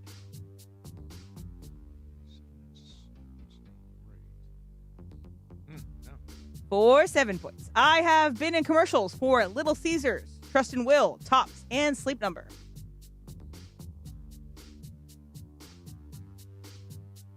For 6 points, I was the first overall pick in the 2009 NFL Draft. Go ahead. Is it Stafford? It is Matthew Hey! Stafford. Well done. Boy, You know what? there Of you all the go. things to give it away, the Sleep Number ad. I know. Yeah, I thought it was the one he has with Oh, Kelly. and yes. Then I was trying to decide if it could have been Kelly as opposed to Matthew. You're So- right. They both did attend the wedding over the weekend. Exactly. But the rest of them, you would have gotten it pretty easily. But job. I wanted to disguise Matthew a little bit. All right, got a few points. That was good. That was good. Icebreaker is sponsored by Blue Ice Vodka, finest vodka sourced from Idaho potatoes. Check out their new cool commemorative bottle celebrating USA's 250th birthday and the Blue Ice 25th anniversary, red, white, and blue themed, featuring the 250th logo inside the label. Super cool. Currently available in stores for the straight expression in both 750 milliliters and 1.75 liters. Blue Ice Vodka, because taste is everything. Hey, Mason. Can I tell you about something that's kind of cool happening? Yeah. And around like your neighborhood, definitely in my neighborhood Okay. right now. I was actually there this morning. But ESPN LA's Summer of Soccer is coming to Culver City. Nice. They're doing this big, okay? Culver City, if you haven't been there, the Culver City Veterans Park has a brilliant field. It's actually been used in Super Bowl commercials with Betty White. It's used in a lot of commercials, but it's Cool. a really fun field. I played kickball there. But on Saturday, this Saturday, on July 11th, from 11 to 3, at Veterans Memorial Park. It's going to be a free family field day. So tons of activities. They have bouncy houses typically. I don't know about this one, but it's really fun. And it's going to be for your Norway, Erling Haaland versus England. all of England, Harry Kane and all the other English guys out there. Yeah. So you should definitely check it out. Visit culvercity.org for more details. There you go. All right, now let's open the phones. We got so much going on. Obviously, World Cup U.S. men's national team is going to be playing Belgium this afternoon. 5 o'clock is the start time in Seattle at Lumen Field. I guess Seattle Stadium, we're supposed to call it. And Flo Balogun has been cleared to play in this match. What is your take on that? How do you feel about the USA's chances tonight against Belgium? It is about, if you go to the betting markets, U.S. just the slightest favorite. Slightly above even money. Yes, slightly favored. On top of that, Rui is gone to the Clippers. That's like just being gone. Gone to the Clippers in the Clipper Witness Protection Program. So depressing. Well, but here's the thing, though. He's going to the Clippers. Yep. But it's like Laker fans can look through like the metaphorical glass with their nose pressed up against it. Kind of sad watching him with the Clippers, particularly if he plays well. I also imagine Rui kind of looking through the metaphorical glass at the Lakers. And like the whole thing is just sad to me because Rui was good as a Laker and he's so likable. And as Ramona said, he did want to be here. He there did was want to be here. Zero question. Yeah. I mean, Rui has not been shy about how much he loved being a Laker. And then there's the question of LeBron's departure. You heard Ramona talk about that. No fireworks. LeBron feels like he wasn't appreciated. The Lakers feel like they weren't appreciated. Nobody got appreciated in that relationship. And then, of course, the big signings. Maybe you got a reaction to exactly what the Lakers have put together. Obviously, adding Walker Kessler and Quentin Grimes and Colin Sexton and Sandro Mamukelashvili. That's good. Yeah, That's I'm good. getting there. I'm getting there. I'm going to keep trying. DeAndre Ayton traded away for 2 second-round picks and Jaden Hardy. We're waiting to see if the Lakers might have another move in them. There's talk of Jonas Valanciunas and Kevon Looney. There's talk of Andre Drummond and Jonathan Kuminga. Those are some of the names floating around. 877-710-ESPN. That's 877-710-ESPN. Jump on the phones right now. Anything is fair game. Let her rip. We're getting your calls in here. Coming up next, Mason in Ireland, 7. You have a really quick. Yeah, I had forgotten about this. Drummond actually is going to the Knicks. Oh, so he's off the table. Okay, he's off the table. Forgot. Thank you. You're the one that put that in my head today. I know. Yeah. Well, I came in here Valanciunas or Looney, and you threw out Drummond. Well, that is true. That is true. Yeah. But you brought up those guys in the first place, and then I misinformed you. Okay, thank you. So it's kind of your fault. Thank you for the misinformation. 877-710-ESPN. Your call's next. Mason in Ireland, 710-ESPN.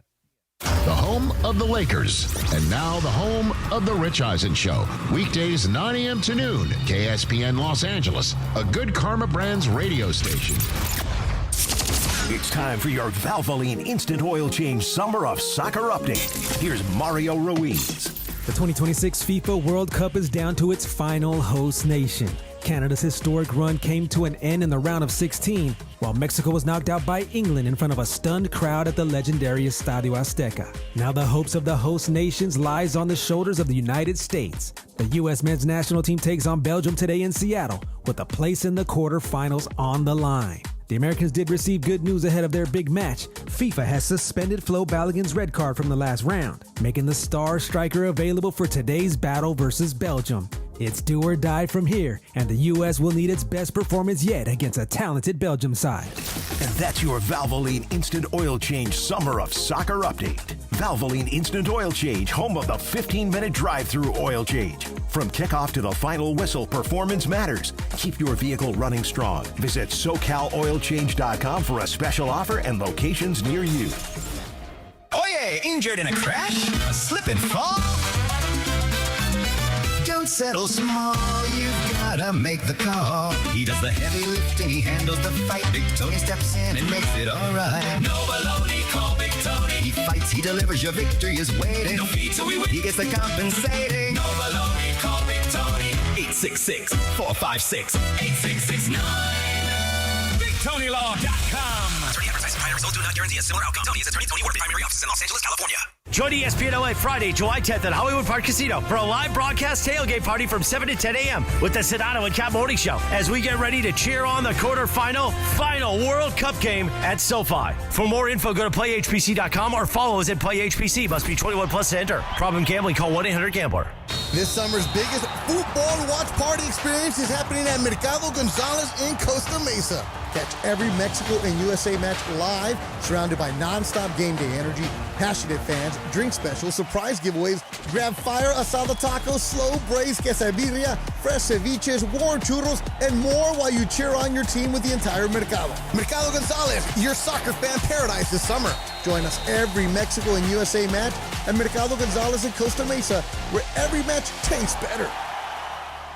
Prizes, flyaways, even cash money. You want it? We've got it. Find a list of all contests and official rules by visiting ESPNLAcontests.com. That's ESPNLAcontests.com. Here in Los Angeles, our city water is loaded with chlorine and chemicals. That's why I got LifeSource Whole House Water System.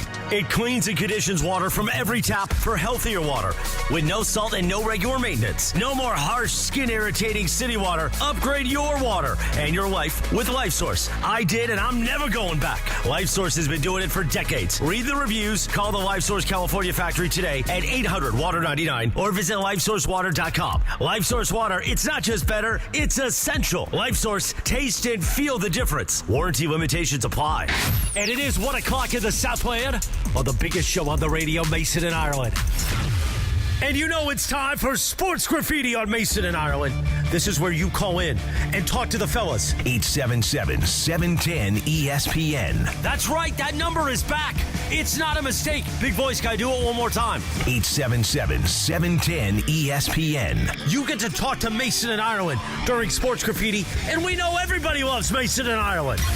Rick Vega, I'm the reigning champ of the Mason Ireland Poker Invitational.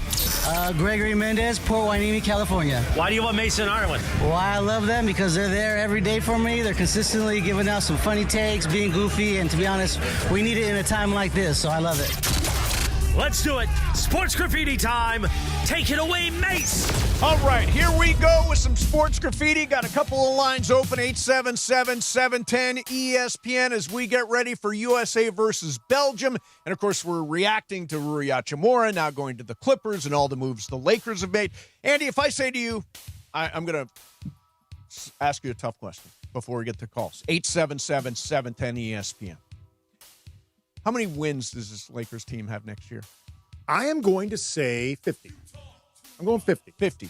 And they will be 50 would make them probably the 4 seed. 4 or 5. 3 through 6 is so tight. Yeah. I would look more at the win total than the seed. Yeah, I'm looking at 47 wins. And with a lot of room for growth. With a lot of room for growth. A lot of turnover.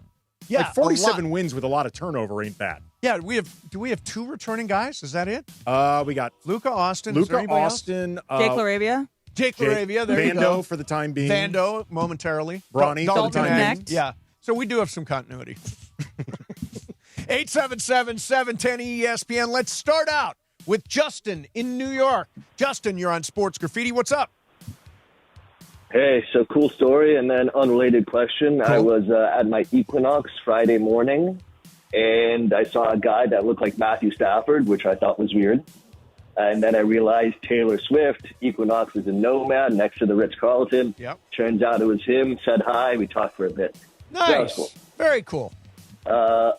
Unrelated question. I got a bet on Kalshi. I bet at 4% odds. It's now at 6%.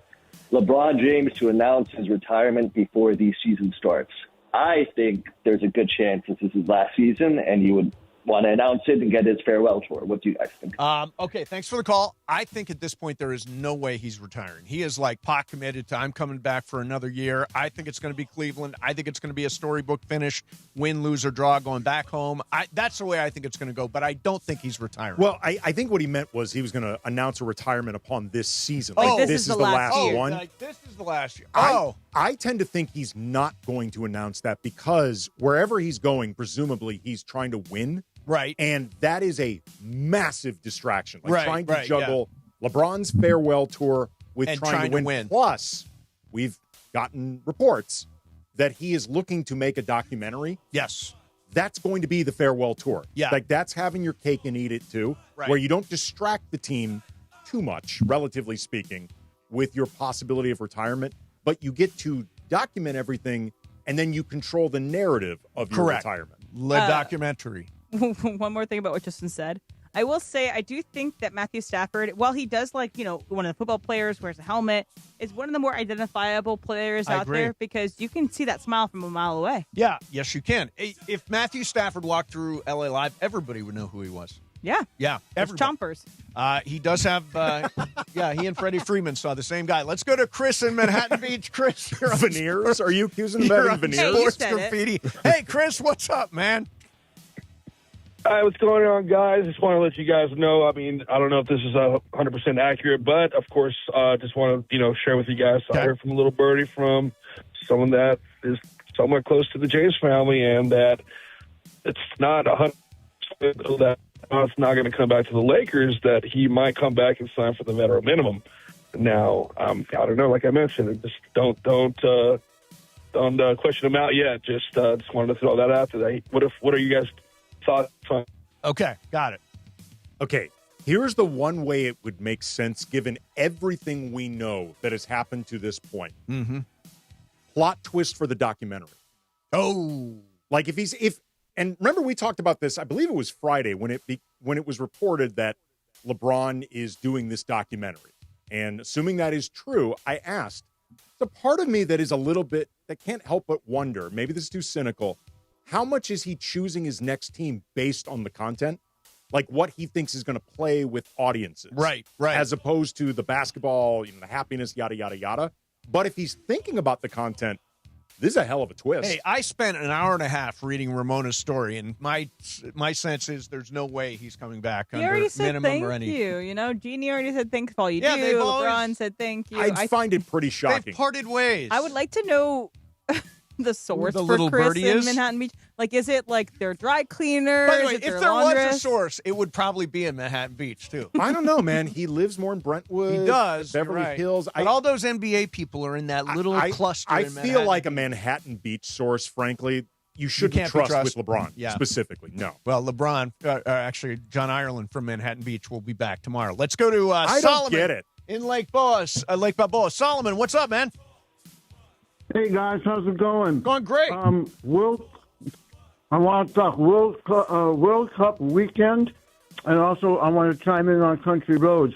What a weekend! My goodness, Norway upsets Brazil and England. Wow, the Nazis never invaded England because he knew they'd never give up. They never gave up, man. That was one heck of a game. And it's going to be a great game between those two qualifiers. Regarding Country Roads, you have to look at it this way.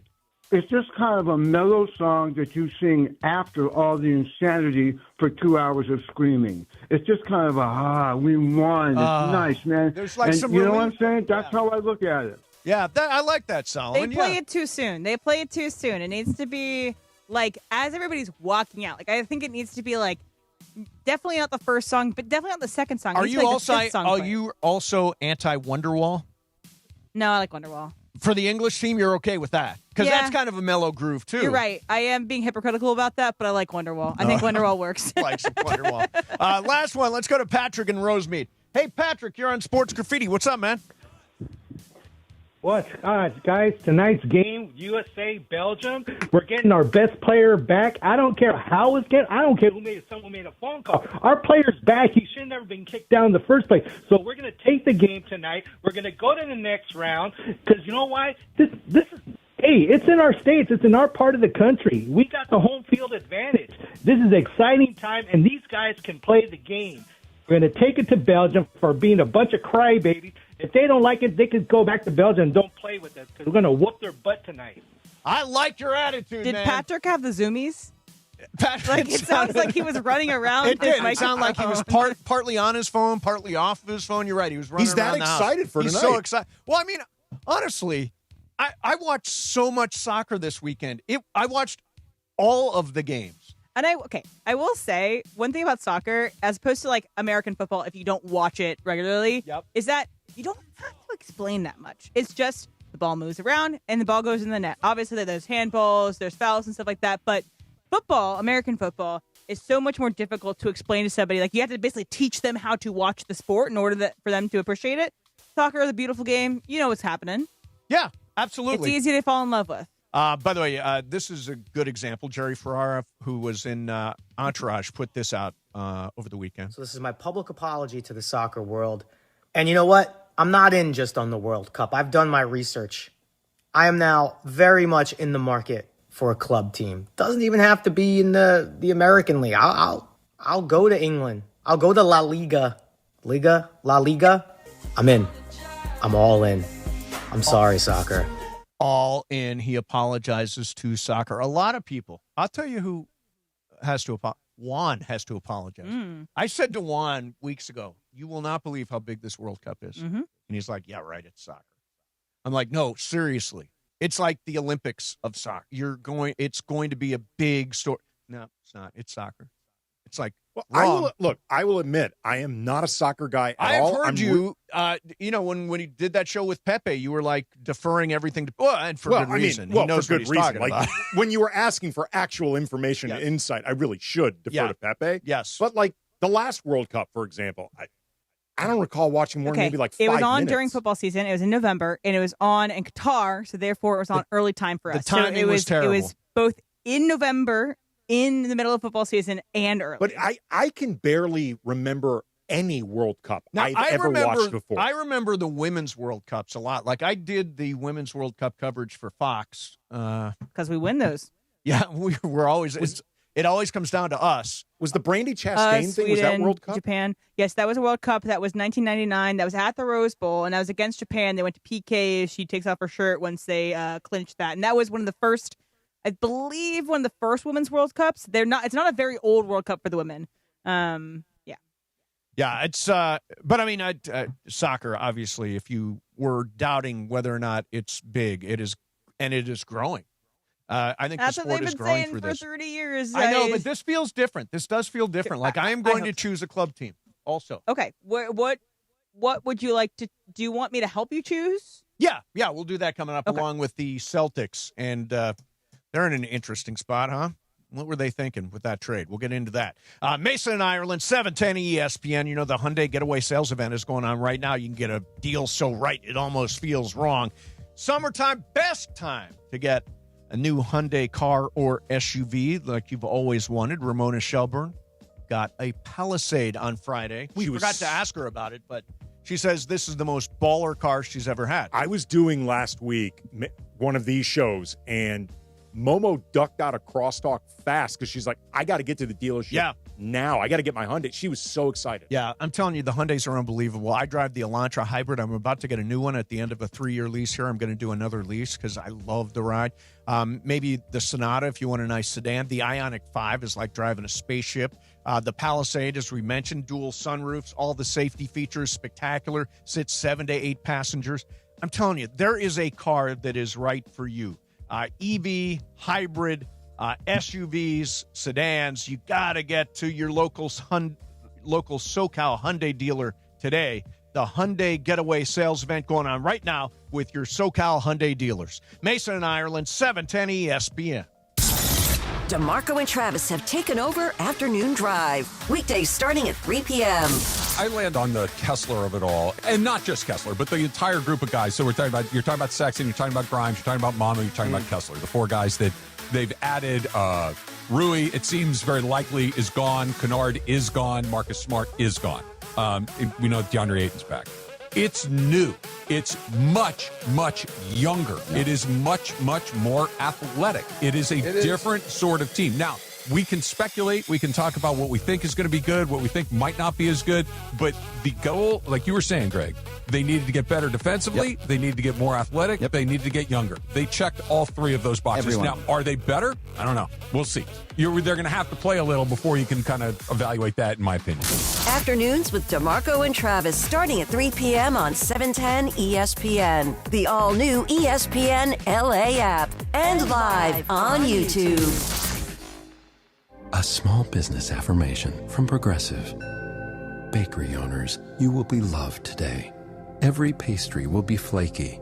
Your cake will make a child's day. Your delivery van won't get sideswiped by a distracted garbage truck driver.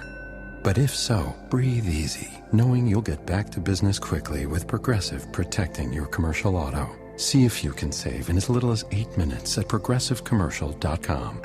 Progressive Casualty Insurance Company and Affiliates. Get in the zone, AutoZone. Annie's first oil change wasn't as hard as she thought because she went to AutoZone, where a friendly AutoZoner helped her find the right oil and save on an oil filter.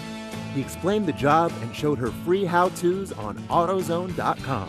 When she was done, AutoZone recycled her old oil for free. Get a free oil filter and more during the Celebrate Free event at AutoZone, now through July 27th. Get in the zone, AutoZone. Restrictions apply. DraftKings is live in all 50 states. That means us, California. Win or go home. That's it. That's the World Cup knockout round. And DraftKings has you covered for every single match. The DraftKings app is now live in California, so whether you're catching the early kickoff, before work, the late match at the bar, you're in on every single minute, every match, every moment, all in one app. Right here in California, the world's biggest stage is in the palm of your hand. And new DraftKings customers, sign up with code LA710, spend $5 to get $200 in total rewards over 21 days. That's code LA710 in partnership with DraftKings. The crown is yours. Event trading offered by DraftKings Predictions, a CFTC registered introducing broker. Trading involves risk of loss. Market availability varies. Eligibility restrictions apply. $50 every 7 days via click-to-claim issued in non-withdrawable prediction dollars that expire in 1 year. Ends July 19th. Terms, dkng.co/predictions promo. I'm David Ortiz. When I lost my mom, she was only 46. And I lost my dad to cancer. It was the worst pain I ever felt. It made me think, what will happen with the people I love when my time is up? That's why I have life insurance. Ethos makes it easy. It's all online, take about 10 minutes, and you can get up to $3 million in coverage. Get your free quote at ethos.com/game. That's ethos.com/game. Paid testimonial. Time spent on application may vary. Online health questions required. When it comes to your yard, reliability matters. Shop with confidence at the Home Depot and get 4th of July savings on Ryobi, the #1 cordless outdoor power brand. It's time to choose your power. Both the Ryobi 18-volt and 40-volt self-propelled mower kits are on special buy for an even lower price of $429 each, was $479. Ryobi's battery platform delivers the power, runtime, and dependability you need to tackle yard work with ease. Shop 4th of July savings on Ryobi Outdoor Power only at the Home Depot. While supplies last, pricing valid June 25th through July 8th. U.S. only. See store online for details. Hi, this is Matthew Stafford of your Los Angeles Rams. This is Mason and Ireland on your home of Rams football. 710 ESPN. Note to me, brand new Bono U2 song coming out tomorrow. It's called Street of Dreams. Maybe it will show up magically on everybody's iPhone simultaneously. 2014, yeah, that's when it happened, I think. Yep, that's when that happened. All right, so join ESPN LA this Friday, Hollywood Park Casino, the ultimate pre-match tailgate party, Shadano and Cap Morning Show live, 7 to 10 a.m. Getting ready for the quarterfinal in LA at SoFi with a win against Belgium tonight. It will be USA Friday. Follow at Play HPC for more information. And again, Shadano and Cap Morning Show Friday at Hollywood Park Casino. All right, so we're talking about Jerry Ferraro said I'm picking a club team. I am also picking a club team. And Emily, you're going to help me. Andy's in for John today. What do you got, Em? Okay, I got some comps. I'm going to try to explain some club teams and give them a comp for you. I'm mostly staying in the Premier League. I have one French League team. Okay? I only want Premier League. Okay, then I'll scratch that. PSG, I was going to say, is like the Cleveland Cavaliers with LeBron James. They always come out of the East, and then they only basically play in the Champions League and then win the Champions League whenever they want. That's where Mbappe plays. Okay. Anyway, I got Manchester United. Yeah. That is where the Fighting Trudells, I believe Trudell and Ireland both. And Ireland, like United. I would describe them like the Patriots. The best version of them was in the early 2000s to the mid 2010s. They really dominated the Premier League at that time. So Manchester United is the Patriots. So that's not going to be my team. Okay. I'm just going to say they're pretty fun to root for, but they have annoying fans. Okay. I asked Brian in the break, I was like, what's a team that's like good but never won the Super Bowl? And he's like, Chargers. So Tottenham. That's right. Tottenham Hotspurs. They're created in 1992, so they're a pretty new team in concept of the league. But I would describe them like the Chargers. It doesn't exactly fit. They're not as plucky. So Tottenham are like really annoying, and their fans are some of the most annoying people. Like Dave Portnoy is a Tottenham fan. Okay. So you got some annoying people in there, but maybe Charger-like. They have not won the Premier League. Okay, I can't root for the Chargers, and I can't root for Tottenham. All right. So I have two left, and I think they're both interesting to you. I'm not going to try to convince you to be an Arsenal fan, but the Arsenal's closest comp would be the Bills. Okay. So they did win this year, but it's almost like loosely with the football. Like they're always second place. They're always the bridesmaid, never the bride. They're always good. They're always interesting. This is your team, right? This is my team. Kroenke owns them, and they have a very good team. But I'm not going to try to convince you. I want us to be on opposite sides, okay? Okay, got it. So two left. One, I described Liverpool as the Rams. People will probably say I'm really stretching on this one, but they kind of had an out-of-nowhere win the Premier League a couple years ago, and won in the midst of a couple years of bad. Okay. So I'm like, oh, that's like the Rams winning in 2021. So Liverpool is fun. LeBron James is a partial owner because of the Fenway Group. Okay. So there's Liverpool. That's fun. Oh, they also connection to the Rams. Jurgen Klopp might have been one of the best coaches in all of soccer. He was the coach for a long time, like Sean McVay. Okay. Last one that I think I really want to sell you on. Yeah, okay? I think you're going to sell me on it too. Go ahead. This one is a team Yep. that is, they have all the money in the world. They pay everybody. The Dodgers. They are the Dodgers. They pay everybody. They have unlimited money. They basically buy the Premier League every year, but they're very interesting to watch. They have some of the best players. They have Jude Bellingham. They have your guy, Erling Haaland. Sold. That's it. Manchester City. Row. Everybody row. Yeah, Manchester think City you is got going to it. be my team. All right, so Manchester City, you'll follow them next year. You get some light blue, some baby blue on you. Nice. Yep. Yeah, We'll I think do you'll it. have a good time. Yeah, that sounds fun. I'm a huge fan of that Erling Haaland. He is so much fun to watch. And I mentioned this earlier. You talk about swagger. That guy's got so much swagger. I mean, the way he went after that drum with everybody rowing was just incredible.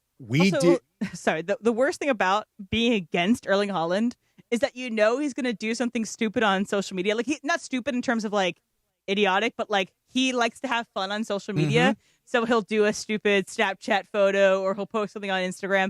He's very funny. And so it's almost like puts the knife in your side that you can't hate him because he's so funny. Oh, good. He so looks the part. Yeah, he does. Of Norwegian soccer god. He just looks like a badass. I remember when we were doing the Tahone Hard Rock remote and Norway was playing, like Laura actually asked Chat GPT, create a star Norwegian soccer player, and it looked exactly like Erling Haaland. Like, exactly. He is so out of central casting. And to Emily's point, he's super charismatic. His dad was also a great soccer player, too, for Norway. The Norwegian team is full of a lot of, without a better word to say, Nepo babies, of guys who were on a great Norwegian team, I think, in 1998, maybe the last time that they were in the World Cup. So it's a feel-good team. Yeah. But Haaland is a good person to root for, a terrible person to play against. By the way, he also, and USC tweeted this out, bears a striking resemblance to former Trojan Clay Matthews. He really does. He does look like Clay Matthews. All right, coming up next for you, that Celtics deal. We will get to it. Brian Windhorst is talking about it. We've got takes on it. I don't know what Boston is doing. We'll try to dig into that coming up next. Mason in Ireland, 7:10. And O'Shea Jackson Jr. is going to join us. Sorry about that. O'Shea's coming up next. A little bit later on, Mario Ruiz is going to join the show. It is a blockbuster today as we get ready for USA versus Belgium, 5 o'clock today. Mason in Ireland, 7:10 ESPN. It's time for your Valvoline Instant Oil Change Summer of Soccer update. Here's Mario Ruiz. The 2026 FIFA World Cup is down to its final host nation. Canada's historic run came to an end in the round of 16, while Mexico was knocked out by England in front of a stunned crowd at the legendary Estadio Azteca. Now the hopes of the host nations lies on the shoulders of the United States. The U.S. men's national team takes on Belgium today in Seattle, with a place in the quarterfinals on the line. The Americans did receive good news ahead of their big match. FIFA has suspended Flo Balogun's red card from the last round, making the star striker available for today's battle versus Belgium. It's do or die from here, and the U.S. will need its best performance yet against a talented Belgium side. And That's your Valvoline Instant Oil Change Summer of Soccer update. Valvoline Instant Oil Change, home of the 15-minute drive-through oil change. From kickoff to the final whistle, performance matters. Keep your vehicle running strong. Visit SoCalOilChange.com for a special offer and locations near you. John Ireland here. You want a vodka that's championship caliber? Look for Blue Ice Vodka at Ralph's, America's largest potato vodka, double gold rated, just 64 calories an ounce. Classic, huckleberry, or double espresso. Blue Ice Vodka, vodka with standards. This summer's biggest football watch party experience is happening at Mercado Gonzalez in Costa Mesa. Catch every Mexico and USA match live, surrounded by nonstop game day energy, passionate fans, drink specials, surprise giveaways, grab fire asada tacos, slow braised quesadilla, fresh ceviches, warm churros, and more while you cheer on your team with the entire Mercado. Mercado Gonzalez, your soccer fan paradise this summer. Join us every Mexico and USA match at Mercado Gonzalez in Costa Mesa, where every match tastes better. Call Jacob. Hey, it's Mace. And I'm Ireland. After a crash, you are on the spot. You got to make the right decisions. 800-345-6789. Count the facts. Count on Jacob. Count your options, then count on Jacob. 800-345-6789. Put it in your phone. Memorize it. Accident or injury, call Jacob and Ronnie. Call Jacob 1-800-345-6789. Call Jacob. The biggest show on the radio. Mason, Ireland, you guys are clowns. Screw you, Josh. Damn. Mason and Ireland on 710. Mason and Ireland are clowns. That's going to be a drop for a long time. Why not? Back to the guys. You know, we've made our pronouncements about where we think this Lakers team is right now. With the additions of Walker Kessler and Quentin Grimes and Colin Sexton and Sandro Mamukelashvili. That's good. Thank you. Mamukelashvili. And I know who knows how to pronounce Mamukelashvili. It is O'Shea Jackson Jr. O'Shea, what's up, man? What's going on, you guys? Yeah, I'm feeling good. I cannot say that last name, so Mamu it is. Mamu it is. So your thoughts, first of all, as a huge Lakers fan, on LeBron exiting. It does sting. It does sting a little bit because I was, one of the actual Laker fans that actually had a good time while the man was here. And it does not feel good, and there are some things that fans point to during his tenure, but there are also some things that, just wasn't the guy's fault. Like, he didn't want Solomon Hill crashing into his legs and then, telling us that he'll never be the same player again. He didn't want AD to get hurt during that Sun series where it looked like we were about to make another run to the championship. But, there were some roster decisions that make that kind of hard. And when you're already the Lakers and there's already a Laker tax on, like, how teams want to deal with you and, like, trades and things like that, helping the Lakers is never on anybody's immediate to-do list. But then you add LeBron, who already has his own fair share of enemies that they don't want to help LeBron. So you have to realize that situation is at hand before you do things like blow up a championship team or give up, several players for one guy. Those moves have to be – it has to be considered that there is a Laker and a LeBron tax when it comes to other teams wanting to help you out. And I just don't think it was. He was a Laker for one tenure longer than any other team. Yep. I will be holding that in many arguments. But, yeah, man, I'm a LeBron Laker fan, right? But as soon as that ball goes in the air, I will boo the hell out of that. As it should be, yes. O'Shea. Yes. As it should be. Like, okay, you are a Laker fan through and through, and you understand the Laker fan mentality really well, O'Shea. Without necessarily endorsing it, why do you think there was never that true connection between LeBron and the Laker fandom? And I think it ran both ways. Yeah, I think, when he first came here, it was very exciting, and there was a bunch of fans who were just, I used to be one of them until I saw the light. I used to be one of those, the Kobe loving LeBron haters. Yeah. But, like, bro, 2016, you have no more fight. Like 2016, Kobe retired. Like it's over, baby. Like it's a wrap. There's no further that we can go.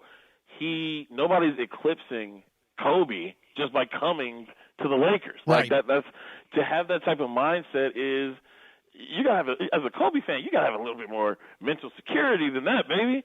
Like he's not about to be outshined and just overthrown in whatever tenure LeBron was giving us towards the end of his career. And there are some things that LeBron did as well where it's just whether it be comments or anything that just rub some Laker fans, because I don't want to put a blanket over all of us, because it wasn't all of us. Some Laker fans, it rubbed them the wrong way. And also, it doesn't help that the championship we never got that parade. So there was never that moment of the city and LeBron really coming together like that. And, I asked those Laker fans, though, like, were you upset with every win? Like, when LeBron dunks it, are you booing? How do you even walk through fandom like that? And if you're leaving, if you're one of those fans that was like, yeah, I'm not watching the Lakers until he's gone. Bro, I watched. Do you know the type of teams we watched? Yeah. All right? You know how excited I was for Kendall Marshall to get 12 assists one night? And you're not cheering for Bron? Are you out of your mind? Every time we bash the Clipper fans for leaving during tough times, you're going to leave during good times? I don't want to have conversations with people like that. Yeah. So they've given up all their draft picks all the way up to 2050, I think, to get Walker Kessler. How do you feel about Walker Kessler coming over from the Jazz for what was really 2 first-rounders and 2 pick swaps? I mean, the Lakers have been, for the better part of 10 years now, have been finding gold late in the draft anyway. Yeah. If we start being terrible, my conversation is way different. Yeah. But we are in a different situation than what we were when Kobe retired. When Kobe retired, there was no real direction. Like, it was just like, which one of these young kids is going to work out? And now, we're in a great position, thanks to the Luka trade. And it was I'm sorry that Laker fans don't like to hear this, but a part of this offseason is keep Luka happy, all right? And that is part of business. That's what we had to do. He was traded here. He didn't choose to be here. He was traded here. So we have to make sure that this is the great landing spot that we know it is, and we need to show him that. I am not part of these. Oh, yeah, just one more thing about the LeBron thing. We definitely moved mountains for him when he got here. The young guy, he came here that first year. He chose which one of the young guys he wanted to keep, which is why Kuzma was still on the team. And then, moving everybody for AD and, making moves based off him. So, this is what we've already done, with the Luka thing, getting players that he wants, players that fit. And honestly, it looks like we didn't keep people that were Bron guys. It just feels that way. We also didn't keep older guys. Yeah, no, I think Austin Reeves is the oldest dude on the team. He's the old head. Yeah, but I mean, everybody's got their, we got our jokes coming off. We got our, funny things to say. But I am all for, it's no business like snow business, and it's snow time, baby. All right. All hail Luka the Night King. Okay, O'Shea, I guess complexion opinions aside with this roster, does the roster construction make sense to you? Like from a basketball standpoint, because it is a radically different roster than last year for a variety of reasons. The entire starting lineup from the Houston series is gone. I mean, I have to look at like everybody's listed height, but I still feel like a big team. I feel like we are a big team. I'm happy to finally have a legit 7-footer on the Lakers again. I respect every athlete. Everybody who does something that I can't do, I give my respect to. But the 6'9", 6'10" center thing, it just seems it's cool for a power forward, but I need a big man. And Kessler's a big boy, and he's coming in to work. We all know that this is just all leading to eventually Jokic coming to the Lakers, but I'm not even going to. By the way, let me just. It's funny you say that. Nikola Jokic has reiterated tonight in Serbia that he intends to be a Nugget for life. people say crazy things when they're over. People do say, oh, yeah. People in Serbia say the craziest stuff. You're right. I mean, you like horses. I bet you never rode a horse on the beach. Yeah, there you go. L.A. got beaches. Exactly. What happens in Serbia stays in Serbia. Yeah. Hey, Shay, what are you working on right now? I know you're traveling. What's up? Yeah, dude. I actually do sideline reporting for the Big Three. Oh, for the Big Three. CBS. I forgot about that. Yeah. Yep. So I've been helping my dad out with that. I had to skip this week because I had some things to do for Idiots, which is coming out August 28th. But I will be at the Galen Center when Big Three goes to the Galen Center July 12th. I'll be doing sideline reporting then. I am, between that, the wrestling pod, I am in all forms of media, yeah, bro. you are. You are king of all media. Am I correct, O'Shea? Idiots is the new title because the old one would have caused some potential issues. Yeah, they couldn't figure out how to sell that on the morning news. Shatheeds. Shatheeds. Yeah, Shatheeds. It for the inner circle, those who know that was the original title. And if you look on the poster, which is the three of us like sitting on a busted car, if you look by Dave Franco's head, you might see a nod to the old title. I saw, by the way, it's gotten some good buzz, like at festivals and things like that. It's thus far, I think the buzz on it is really good. And what's the release date? The release date is August 28th. The people over at IFC, they've been, so cool. They've expanded the amount of theaters that we're going to be in. They got some good spots for our trailer. My friends over at WWE, we're thinking of something. So I'm putting my producing hat on and really going forward with this one. I'm very proud of the project, and it's probably the funniest movie I've ever been in. Nice. You know what would be fantastic for you guys if you and Dave Franco came on the Mason Plus podcast. That'd be awesome. Are you dude? It's at the top of our list. Oh, what nice. do you mean? We're locked in, baby. We just got to get a date because Dave be doing movies and I crap, know. and I'm I just a sure sports is. guy. All right, we'll work that out. Hey, Shay, are you watching the World Cup? Absolutely, I am. How you feeling about tonight, Belgium? I feel good, man. I know the road ahead is a rocky one, but all we can think about is this game. I need my boys locked in. We're not supposed to be here, okay? The rest of the world makes fun of us because this is the only thing they have over us, and I need our boys to show they got what it takes to take what they got. Nice. I like your attitude, Shay. Thank you very much for coming on, man. Great catching up with you. We'll talk to you soon. Absolutely, man. I'll be here. All right, there's O'Shea Jackson Jr. He's so much fun, man. He's such a great guy. And that movie is supposed to be fantastic. Yeah, I've seen some really good buzz on it. They've changed the name. Did you say the name is now Idiots? Idiots. It was Shatheeds. Shatheeds, if you spell it out, you'll understand I originally why. said to him, I don't know how the hell you're going to promote this movie. I think it's like that movie Blockers. Yes. Remember that? Yes. And it's obviously supposed to be something else, but they had to just put a chicken above it, and then they had Blockers. It's kind of the same thing. Look, I remember my wife years ago, the company that she used to work with in TV and movie advertising, there was a little bit of how do we do this because they were working on the movie Dinner with Schmucks. Yep. Yeah. Just definition of schmuck. Yeah. If the definition of schmuck can cause a little bit of trouble, Shatheeds spelled out. Big trouble. That's a tough workaround. Big trouble. Yeah.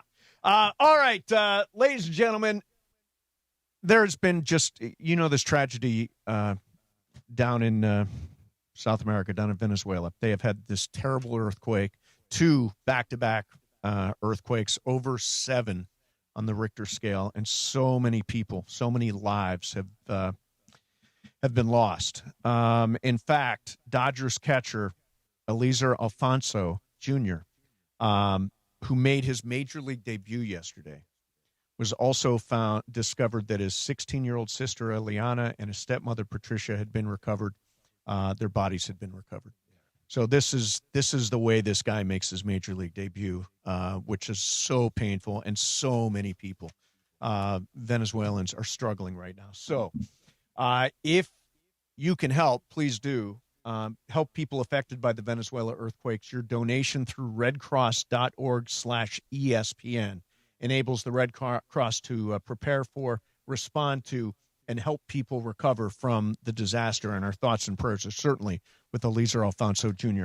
And by the way, we're also glad that Miguel Rojas was able to get his family out of Venezuela the support that they gave this kid going through his debut with everything going on with his family, like the Dodgers game. Yep. That gave him Rojas, Dodger fans. It was pretty awesome to see. And again, that's redcross.org/ESPN. Give whatever you can. All right, coming up next, that Boston. Brad Stevens is talking right now. He said a bunch of stuff that is interesting about the Jaylen Brown trade. We'll get into that coming up next. In the meantime, hey, FIFA World Cup is going on. We've been talking about it a lot, and you could experience a game of the World Cup at Cosm. Let me tell you something. I was at Game 7 of the World Series at Cosm. I was at USC beating LSU in the opener a couple of years ago at Cosm. I've been to see the Rams at Cosm. It is an unbelievable experience because you're dealing with this 87-foot wraparound LED dome screen. You sit there, and they bring you great drinks and beers and food, like the Beast Burger. Fantastic. And every World Cup game is now playing at Cosm. You'll never experience a game like this. You will feel like you're actually on the pitch. Trust me, it is an unbelievable experience. If you want to know the schedule of all the upcoming games and events, go to Cosm.com. That's COSM.com. Cosm.com. Cosm, the place to be for the FIFA World Cup. Go to Cosm.com, COSM.com. Mason and Ireland, 710 ESPN. Mornings in LA start with Sedano and Cap. On this day in 1997, Mike Tyson bit Vander Holyfield's ear. Oh, yeah. In the third round of their heavyweight rematch. I was there that night. No. Oh, yeah. Weekdays starting at 7 a.m. on ESPN LA. Let me tell you something. Hey, Berg, you'll love this. Here comes a reference. Me and JT the Brick were there that night. He wasn't. Chris isn't here, Dave. I know, but we don't need it. That's who I was there with that night. And I never forget, man. He bit that ear off, and we ran back to the media outlet center behind where was it? Maybe MGM Grand Garden. Does that sound right? Probably. And we couldn't wait to hear what was going to happen afterwards. So yeah, 1997. What did it sound like, Cap? No, I mean, what'd he say? Oh, that part. That was the aftermath. You thought the biting of the ear? Right. The biting of the ear sounded like this, Lindsay. Ew. Yeah.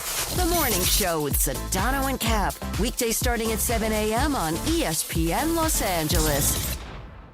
Progressive knows there's no one more important to your team than your pet. They're like your top draft pick. And it looks like Chuck has selected Pepper the Corgi. Bold pick there, Deborah. Yeah, Red Pepper has a high ceiling for sure, but he does have a tendency to bark at every tree. Yeah, he brings a lot to the table, but also takes a lot off of it, especially when it's been left near the edge. Nothing left to do now, but suit him up for the dog park. Protect your top draft pick from injury and illness with Progressive Pet Insurance. Get a quote at Progressive.com. Progressive Casualty Insurance Company affiliates and third-party insurers. Not available in all states or situations. Covered subject to policy terms.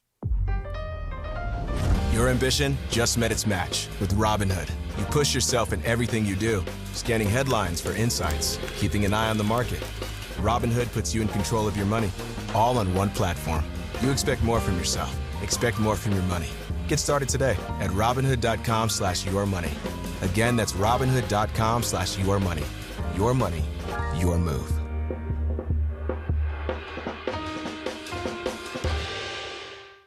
Great teams walk in with a playbook, so why face your family's future without one?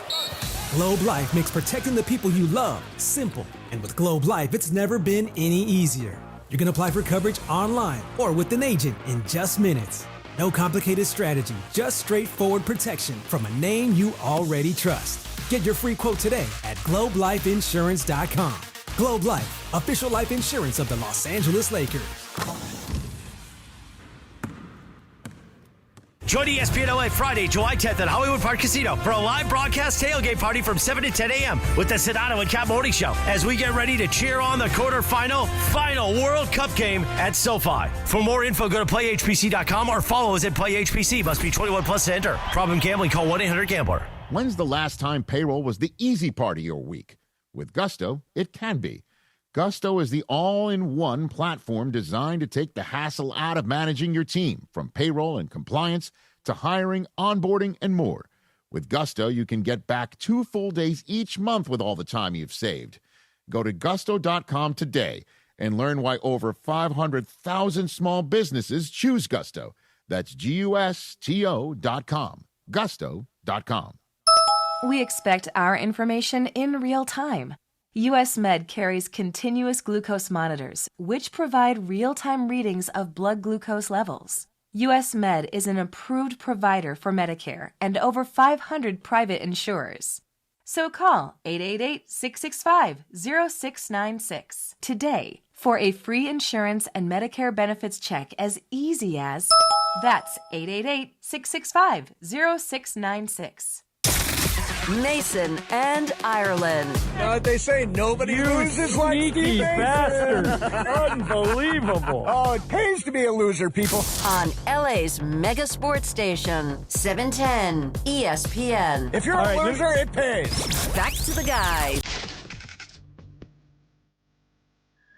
All right. Want to recognize Jaime and Jen Maya, who we sent a wedding gift to. They wrote back, wow, thank you very much for taking the time to send Jaime and myself a gift to celebrate our love. We truly appreciate it. Congratulations and many happy returns. Were they listeners? Or? Yeah, listeners. Listeners can send us wedding invitations, and we always decline. We RSVP no, but we do give a gift. That's really awesome. Yeah, we do that. So congratulations to I the Mayas. would be okay if this song plays after a win. Yeah. Fortunate Son. It's like a higher, key one. You are so anti-country road. Just not after the first, not right after the. Yeah, you think this would be a good song? I don't think this is. This a good, doesn't work This isn't a good thematically at all. sing-along song. Come on. That's not a good sing-along Okay, song. Freebird works. Freebird's got play that long The guitar problem solo. is you got to go a long Andy, time. you understand a DJ can start at the height of the song. But then basically what you're doing is you're just jumping straight into a bunch of people air guitaring. There's no words. Yeah. Isn't that awesome? I know, because you need the voice. You need the voices in Andy. the crowd. Yes, Andy, you do. They're a DJ. They can do whatever they want. Well,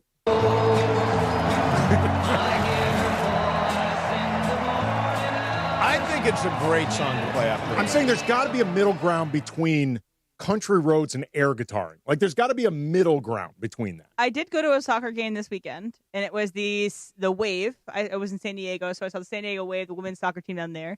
Nice. And they played it about the fifth song after they won. Okay, so it wasn't the first song, but as we were leaving the stadium, they were playing it. And I was like, okay, that works better than right after the win. But do you agree, though, now, for as long as the U.S. keeps winning, you can't break it? Like, you've got to stick with what's working. Yeah, it's brought Country Roads has brought us good luck. One more thing to say about that stadium I went to in San Diego. Yes. I went to Snapdragon Stadium where San Diego I've State never plays. been there. I hear it's nice. No, it's not. There's no shade. Oh, okay. What are we doing? You've designed a stadium in the valley of San Diego. Yep. Hot as hell. Mm-hmm. And there's absolutely no shade. Yeah, Again, that when San doesn't Diego make State much might be sense. playing at noon, Yep. San Diego State time, the game was at 6 p.m. And I was in direct sunlight for at least a half bacon. Wow. Oof. What are we doing here? It's like going to that always happens to be at the Coliseum, too. I always wind up in the sun at the Coliseum at a USC game. By the way, they are in the 88th minute now. Spain and Portugal 0-0. And I think this game has looked, at least to my eye, pretty even. I don't think one team has dominated the other. Spain's got some shots on goal. Portugal's got some shots on goal. So, I don't know. This could go the distance. Could go. 0-0 right now. They're in the 88th minute, so it's winding down. We'll see what the stoppage time is. So Brad Stevens and the Celtics have held a press conference to celebrate the stupidest trade that has come along in a very long time. They trade Jaylen Brown essentially for Paul George. I mean, that's really what it is. There are some draft picks that change hands, picks, though, the picks may really matter. There are 2 firsts, right? Right. And I know there's been talk about potentially looking to turn those picks into Trey Murphy. Right. Or, you look at maybe Michael Porter Jr. in Brooklyn or Julius Randle in Brooklyn. Right. But this is monumentally stupid, a monumentally stupid trade. It's not how I would have handled it. Broken all the records for dumb trades. Here is Brad Stevens' statement. Jaylen Brown will rightfully go down as one of the defining players of this era, like the best Celtics before him. He is a terrific player and has also had a huge impact off the court. On a personal level, I am thankful to have had a front row to the first 10 years of his illustrious career. I could go on, but a few sentences, paragraphs, or even chapters wouldn't do it. His legacy as a Celtic is forever etched in stone. And he's gone. And they traded him. So a couple of things here. First of all, here's Brian Windhorst with a little color on exactly why this trade and how it went down. Boston felt like it could spend the money more. A driving factor. The driving factor was Boston felt like it could spend the money more efficiently. Now, I don't know where Jason and Jalen are, like, personally. I mean, I saw some reports that, like, they were both in Cannes last week and, like, they were both there and they, like, didn't even hook up even though this stuff was going on.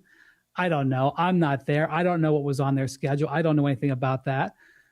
But I do not think that was a driving force for this in the Celtics. I think that they looked at the numbers and said, we can spend our money more efficiently. And you may come back and say, well, Paul George makes the same salary. Right. So how can you possibly say that Paul George at the same salary is better off than Jaylen Brown? And I would say, listen, man, I agree. I don't see it either. I'm just telling you the way that I think the Celtics, made this decision. So they took a player with a really big salary and they traded him to Philly for a player with a really big salary, and they got 2 first-round draft picks. Not just a player with another big salary in Paul George, a player that's similar to Jaylen Brown, true, but worse. Yes. Now, again, those picks, what Boston ultimately does with them, I think will matter. Oh, here it is. Goal. Spain is on the board. They're in stoppage time now. Wow. 91st minute, and Spain, one of the favorites to win this tournament, has taken a 1-0 lead on Portugal. Again, this game is important, too, if you're a fan of USA, if you're rooting for the U.S. men's national team tonight. Their next opponent, if they beat Belgium, will be the winner of this match. And this could be Cristiano Ronaldo's final game as well, That's because right. he says he's retiring after this World Cup, or this is his last World Cup. He might play some club after this, but this could be the last time we see Cristiano Ronaldo, which would be, not the best way to go out. Yeah, no, not the best way to go out. But Spain is a very, very good team. And, again, they've got a 1-0 lead, potentially the U.S.'s next opponent. All right, so let me touch on a couple other things that Brad Stevens said. He says Brown's analytics profile was a small piece of the reason behind the trade. Why would you even say that? Why would you even say that, Brad Stevens? What are you doing? I mean, here's the thing about this. If you're going to say legendary Celtic, all that stuff, why would you say the analytics profile was a piece of the reason for the trade? Especially, too, because that's been like the most controversial part of all of this. Because let's just say the analytics narrative never got out at all. And it was simply just the idea of Boston has realized that they are up against it in terms of their ability to build a team with 2 players who make that much. Brad Stevens, and this is the nugget that you're talking about, he notes the path to winning is more challenging with 70% of the cap tied to 2 players. And ultimately, that is what they're trying to deal with. Look, that is a perfectly reasonable, you don't have to agree with it, but it's reasonable as an explanation. Frankly, it's the same concern at a lesser number, but same general concern I've had about Austin and Luka. Right. Like that much money invested in 2 players who I think are pretty similar. Like, if you just want to say, this really hurt, this was awful, but we felt like in order to keep building forward, we needed to move one of these guys and reallocate resources. Yep. That at least could make sense. It's the analytics piece that starts driving a lot of the insanity. With I the don't even know why you bring that up. Here's Chris Mannix, another good NBA guy, talking about the Celtics trade. If this is all they get out of it going into next season, if they don't use this draft capital to go out and get another piece to this puzzle, then I still think it is one of the more inexplicable deals that I've seen, and the most inexplicable deal I've seen since the Luka Doncic trade, if we're being honest. As to the why of this deal, I do think fundamentally the Celtics believed that the Jaylen Brown, Jason Tatum on-court partnership had run its course. And I do believe they thought that there was a good chance it was going to deteriorate even further if this duo, this group, was kept together. I think there are bad trades. I don't understand that one. That's pretty brutal assessment. It's very interesting the way Chris Mannix phrased this, like the deterioration of the partnership. Correct. Because that could be interpreted as on the court, like it has run its course, it's gone as far as we think it can go on the court, or if there's been tension between the two. Between the two, yeah. Right. Like, I got to believe there's some tension between the two, because otherwise there's no explanation for why you would move an MVP candidate from this year to Philly for a player who's not even close. Well, here's the other piece about this, because it's been obvious for like the last month in particular, but I think really the last couple years, like there's been reports of tension between Jaylen Brown and the Celtics. Yep. I don't know why you had to do this deal now. Like, I get the idea of Jaylen Brown being unhappy that he's dangled for Giannis, and it's like the latest other star he's been dangled for after winning Finals MVP this season. All that, like, I get that he may be upset and that you may need to move it. This deal would have been there in a month or so. Maybe try to let this thing simmer down a bit. Like, unless why they now? really are hot after using these first-round picks to make a change for this year, which I guess is possible. One of the trades that was floating, I'm trying to find it. One of the trades that was floating around out there was the Rockets, Pistons, and Celtics. Now, this is such a better trade for Boston. Kevin Durant to Detroit, Jaylen Brown to the Rockets, and Alpi Sengun to the Celtics. Much better trade. I mean, it's younger, appreciating asset, ascending player. Yeah, it's better in the sense that Alperen Sengun fills more of an immediate need than Paul George. Yes. Yeah. That was floating around out there, but did not come to pass, obviously. The two words that come to mind more than any other. Do you know what they are? I think I do. Boston. That's right. Glad they screwed this one up. All right, we're going to do some fast track coming up next for you. Again, Spain 1-0 lead, stoppage time 6 minutes. They are 96th minutes, so this is very close to being a final. Could go final in the next minute or so. So we'll keep you up to date on that. And then 5 o'clock, U.S. men's national team on the pitch in Seattle, facing Belgium. We're all over that game for you as well. Mason and Ireland, no! Almost the equalizer. 710 ESPN. DeMarco and Travis have taken over Afternoon Drive. Hydration. Gotta hydrate yourself. Look at DeAndre with his whole bottle. Best hydrator at this station, DeAndre Hall. Oh, for sure. Weekdays starting at 3 p.m. There's a bunch of people here that always carry the water jug. Well, who's the number one hydrator if it's not DeAndre? Honestly, I think it's Funchy. Hell no. Wow. I think it's fun. I don't think I have ever heard DeAndre more offended by anything. Woo, the hood came out in you. Oh, my God. Hell no. Man, they're talking about the same Michael Funches if you go into 7-Eleven. No. And have sushi. Michael, and tuna sandwiches. Just because he eats like a trash can doesn't mean he don't hydrate. She might be right. Afternoons with DeMarco and Travis starting at 3 p.m. on 710 ESPN. The all-new ESPN LA app. And live on YouTube. Looking for a vodka with standards? Blue Ice delivers. American-made from Idaho potatoes, gluten-free, non-GMO, and only 64 calories an ounce. Enjoy the classic Huckleberry with lemonade or award-winning double espresso. Blue Ice vodka, premium taste, nothing extra. This summer's biggest football watch party experience is happening at Mercado Gonzalez in Costa Mesa. Catch every Mexico and USA match live, surrounded by non-stop game day energy, passionate fans, drink specials, surprise giveaways, grab fire asada tacos, slow braised quesadilla, fresh ceviches, warm churros, and more while you cheer on your team with the entire Mercado. Mercado Gonzalez, your soccer fan paradise this summer. Join us every Mexico and USA match at Mercado Gonzalez in Costa Mesa, where every match tastes better. You know, in sports, you got to have the right team in your corner. Same goes for after an accident. That's why when people ask me who to call, I say it's easy. I tell them to call my guy. I got a guy. Attorney Big Al. Big Al's been helping accident victims across California for more than 15 years. He's an LA native, a huge sports fan. Wait till you hear him go. And he knows that after a crash, things get overwhelming fast.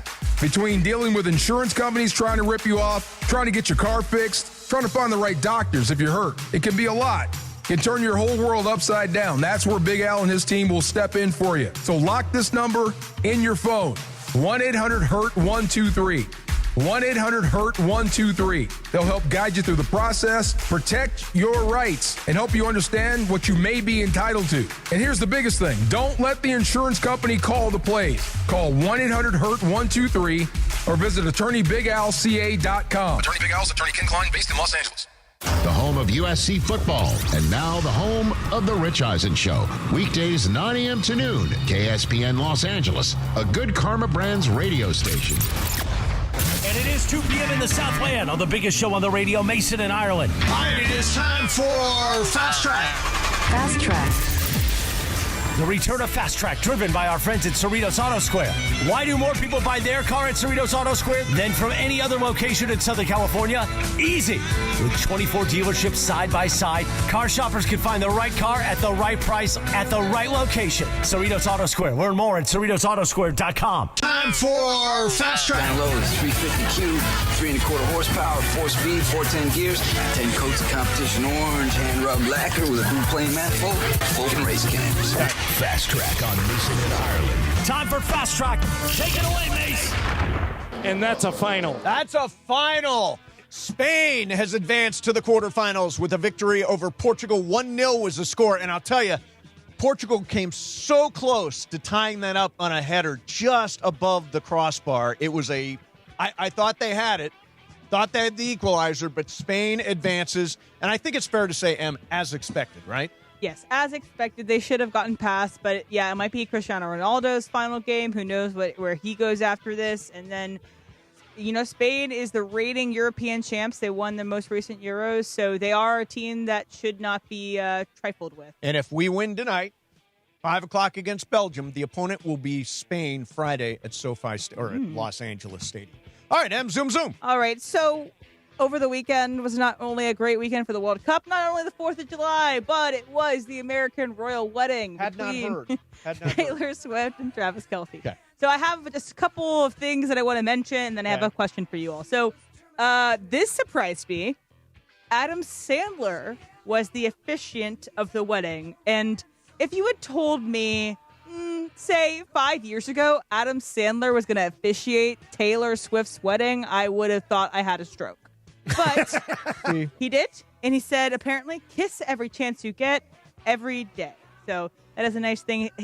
Apparently he brought tears to people's eyes. I think he's a great pick too. It's like if you can't get Brian Cohen, you get Adam Sandler, right? Brian Cohen officiated a wedding this weekend, and I heard you nailed it. Oh, I think I did as well, but I mean, Adam Sandler. Adam Sandler. I'm sure he did a great job. I'm sure he did. I'm sure he was charming and funny and. I could not get out of my head the image or sound of, the Adam Sandler voice. Yes, the Adam Sandler delivery. Do you take this man to be your Lord? Exactly. You forever hold your peace. Also, Paul McCartney saying, I want to hold your hand, which apparently he hasn't sang since 1964, something like that. Anything for you, Taylor. Anything for you, Taylor. They are very close. The CEO of AMC apparently broke his NDA. He posted on LinkedIn. His name is Adam Aaron, I think. And the reason he was invited was Taylor Swift premiered her movie at AMC. She has a long standing relationship with AMC. But this was not just one, not just two, but like 15 paragraphs describing in great detail what happened at this wedding. The colors and the peach and all that. Could this hurt the prospects of the next concert film being released through AMC? Oh, they may Tree go to Payne Regal has anything to say about that, she'll go call, Regal. Yeah, call Regal. Also, Ethan Hawke was at the wedding. Nice. He has been in a music video for Taylor Swift, and that's why he was invited. But apparently, so he, I think, was banned from MSG because he was a Knicks fan and said some disparaging things about the Knicks. Therefore, James Dolan is such a little crybaby. He's like, oh, you're not allowed in MSG, but was allowed at Taylor Swift's wedding. Yeah, they should have invited Charles Oakley. And they lit up outside of the stadium the Just and T married, which I thought was just an AT&T ad for some reason. Taylor should have consulted me about that because I would not have did that, but go off, Queen. But my last thing for you guys. Yes. Let's just say there's 1,000 people on this list. And I would say at least half of them, you know who they are. Yep. So here's my proposal to you. Okay. You have 2 tables. You can't look at them. You can't see who's at the tables, but one table is all sports people, and one table is all this collection of celebrities. Like it could be Hugh Grant, Paul McCartney, Chris Rock, or it could be some people you have no idea who they are, like King Princess. So, celebrity table, sports table, who you got? Here's the truth. I deal with sports people all the time. I'd go with the celebrities. I mean, I want to sit with Ice Spice and Sabrina Carpenter. That's where I want to sit. What's wrong Apparently, with Ice that? Spice was kissing Tobey Maguire over the weekend. Ooh, There you go. There you go. All right, Andy? I would sit with the celebrities. I know all these sports people. Same answer, same reason. Like, obviously, it's a blind bag situation. You could end up with a bunch of celebrities you don't care about. But to Mace's Like point, Haley Kiyoko? yeah. But to Mace's point, better odds of running into some people or sitting with some people that I otherwise would never have an opportunity to talk to that maybe I find interesting. We're in the sports world. I want you to be at the table with Lena Dunham. She apparently, which I'm not going to say what she said in her speech, but she apparently had a speech that divided the I would the prefer audience. to avoid the Lena Dunham table. And I'll I leave it love at that. her. I love Lena Dunham. I want to sit at Camila Cabello's table. Oh, my God. I think your brain would atrophy. I can't stand Camila get Cabello. dumber. Yeah, Sitting can't stand her. The Sabrina Carpenter table, I would get some massive cool points from my team. Oh, my God. Can you imagine? Yeah. All right. Summer Soccer's here. Rockin' Brews is your headquarters for every match. You can catch all the action, including tonight, on massive LED screens with game day food and drink specials and an unbeatable atmosphere. Bring your crew and cheer on your favorite team at Rockin' Brews. Visit rockinbrews.com for your nearest location. Now, Brian Cohen, you've got a question, but first I want to just we did it before the growl, but describe your wedding experience officiating a wedding. Yes, one of my best friends from college got married this last weekend, 4th of July weekend. Asked me to officiate. I was extremely honored. I think it went pretty good. They wanted it short and sweet. It was 10 minutes in time and length, the whole ceremony kind of thing. But, the only thing that mattered was how they felt, the bride and groom. And they said they loved it. So, to me, I took it away as I did a fantastic job. Nice. Okay, good. I'm sure you did a fantastic job. I wrote it, didn't look up from the AI. heart. Yeah, no script, no prompts. It was all, from me. And I thought, beautiful. My services are open to everybody now. Very I nice. should say. BC is available for So your wedding. what you're I going to do enjoyed it. is you're going to send an invite to Mason in Ireland, see if they send a gift. We will. And then you're going to send a request for the Brian Cohen experience. That's right. That's right. Yeah, so when you send us your wedding invitation, we will both RSVP no. We will give you a gift, and we will offer Brian Cohen to officiate your wedding. It's the ACBC experience because your wife Allison's also That's involved. right. She did social media for the wedding, correct? Correct. Content You're a creation. team. Right. Hey, we could do a whole package. Nice. Here. A wedding There you package. go. Nice. Yeah. Okay, what you got cooking, Brian? So over the weekend here, I was watching a little Apple TV, Cape Fear, pretty good show. I don't know if anybody's on it. I'm not on it yet. You like I'm it? one I episode am liking it.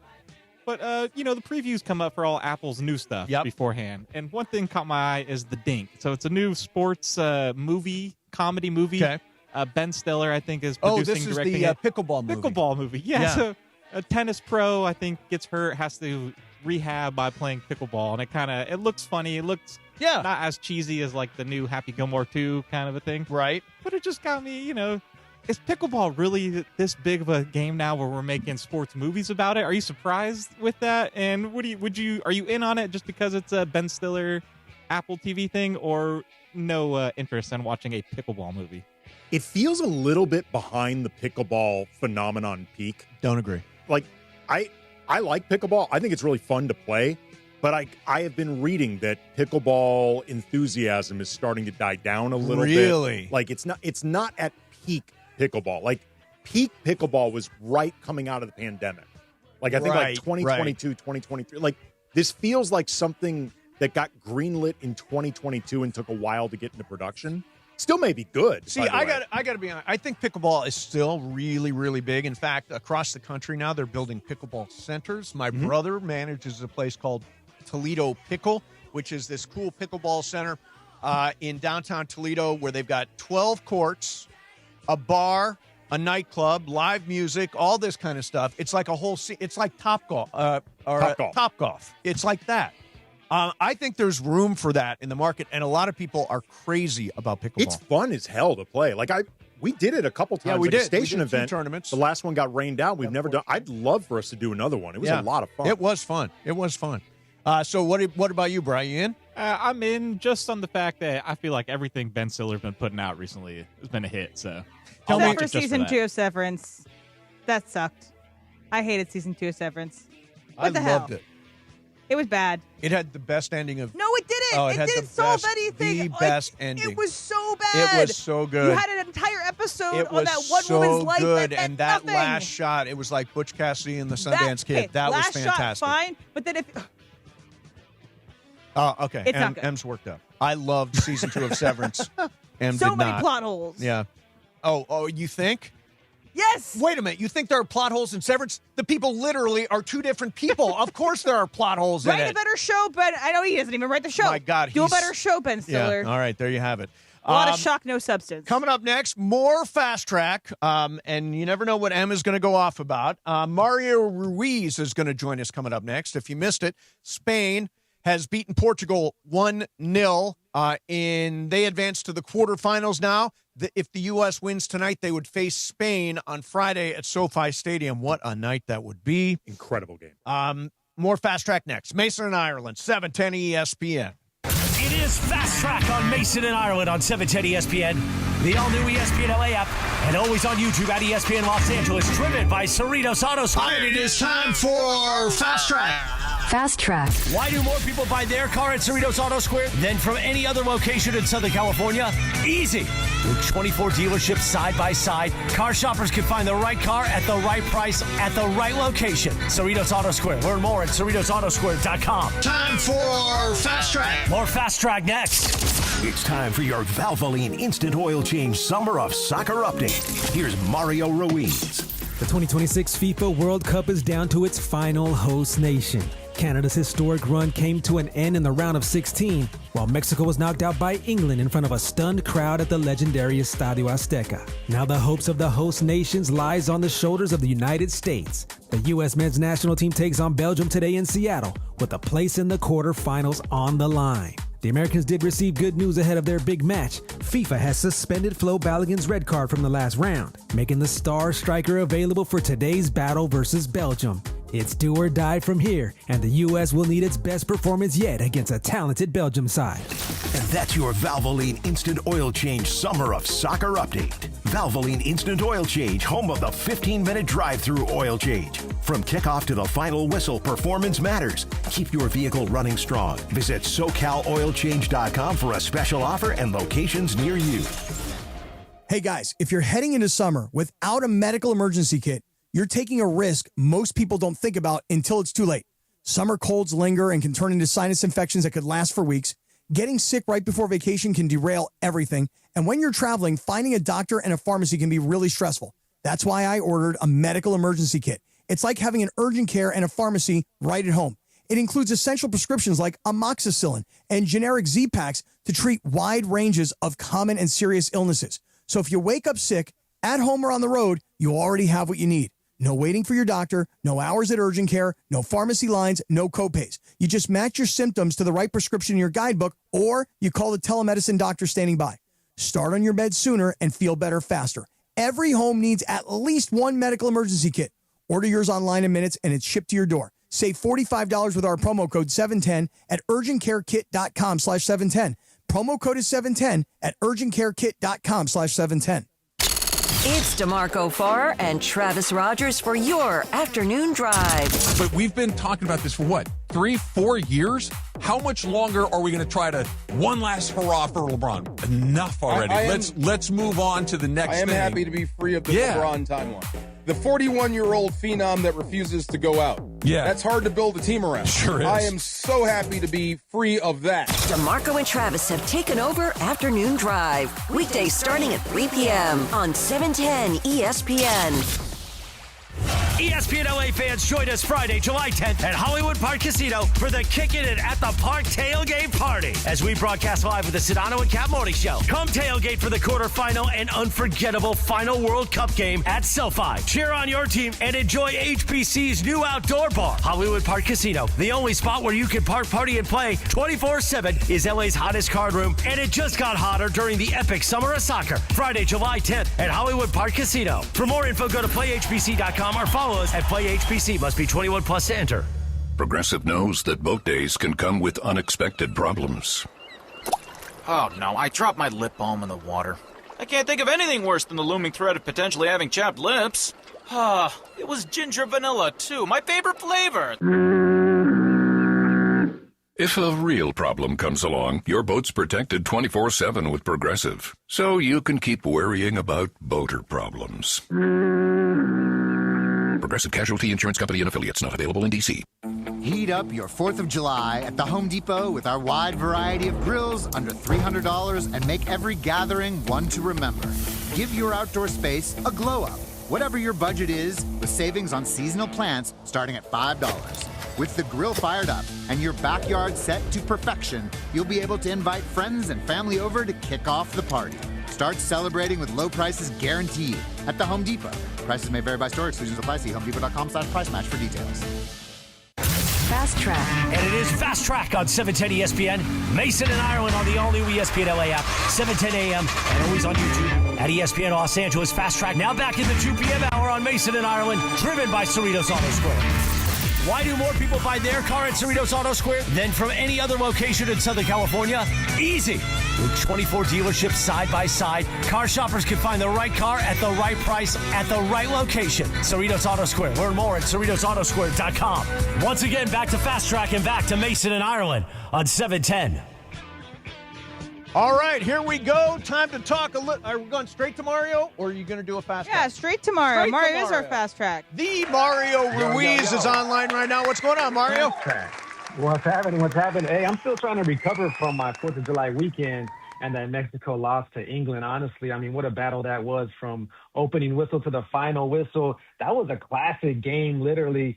And that match just had a little bit of everything, right? Red cards, PKs, amazing goals. And England does deserve to win that game, of course. But, man, you could tell that their tanks were empty yesterday at Estadio Azteca. They put everything out there onto that pitch, and they deserved to win. But I really thought that Mexico was going to get that tying goal. But, unfortunately, they just ran out of time. But yeah, and then another one just a couple minutes They were all over him for 30 minutes. I thought Mexico was going to tie that game, but couldn't quite do it. And as well as Mexico played all tournament long, it quickly came to an end. And I thought that they came up short, a lot shorter than what I expected. You're the host nation. You have a huge advantage playing at Estadio Azteca, and you don't even get to the quarterfinals. I thought this team was good enough to make it to the semifinals, but they did have to face a very, very tough England side that was just a little bit more talented, more experienced. But, you know, some of the positives from the Mexican side, it was awesome to see 17-year-old Gilberto Mora. And he had so much confidence, so much maturity at just 17 years old. He was a huge, huge player for Mexico, has a huge future ahead. I can't wait to see him 4 years from now in this same very tournament. And for right now, I guess I can just drive over to Tijuana, across the border, and watch him play there for his club team in Tijuana. But, yeah, those are some highlights there for Mexico. But unfortunate, their run has come to an end. Yep. You mentioned, Mario, the advantage that Mexico should have had at the Azteca. Do you think there's any possibility that maybe it was a little too much for them? Just like the pressure of winning for your fans there. Yeah, the pressure thing, I could see that for sure. But as far as, like, you know, the altitude and the fans, I mean, you could tell that England was feeling it the day before when they were in training. You could see Jude Bellingham just like he was breathing so hard. And then after that match, you could just tell he was just exhausted. So that elevation is just a huge advantage. And the fact that the Mexican national team, they train in that elevation. They train that way. So they are totally used to it. And no, I don't think it was just too much. I can see the pressure part, though. The pressure was definitely there for all the hosting teams. And U.S. so far is handling it the best, I think. And Canada out, Mexico out. Now CONCACAF is hoping and just has all their hopes on the U.S. men's national team, who is the last standing hosting nation here. So what do you think? Flo Balogun's back for Team USA tonight. I'm looking at Fox, and there's a sea of people behind the pregame show, just waving American flags, everybody in red, white, and blue. How do you feel about tonight's match against Belgium? So Balogun, you know, he has stepped up big time in this tournament. You can tell that every single round, every single game that has got bigger and bigger, he has got bigger and bigger as well. And you gotta just know that extra motivation is going to be there. The energy is going to be there for him. Getting the green light to actually play in this match when he wasn't supposed to. He's got to be so pumped up for this one. And, if the U.S. were to knock out Belgium and get into that final 8, I mean, Balogun is going to have to be a difference maker in that for the U.S. to do that. And he's one of the 2 Americans that I've really, really been impressed with, Balogun and Malik Tillman. I didn't expect Tillman to be this impactful for the U.S. men's national team. I didn't expect Balogun to be a killer like he has been.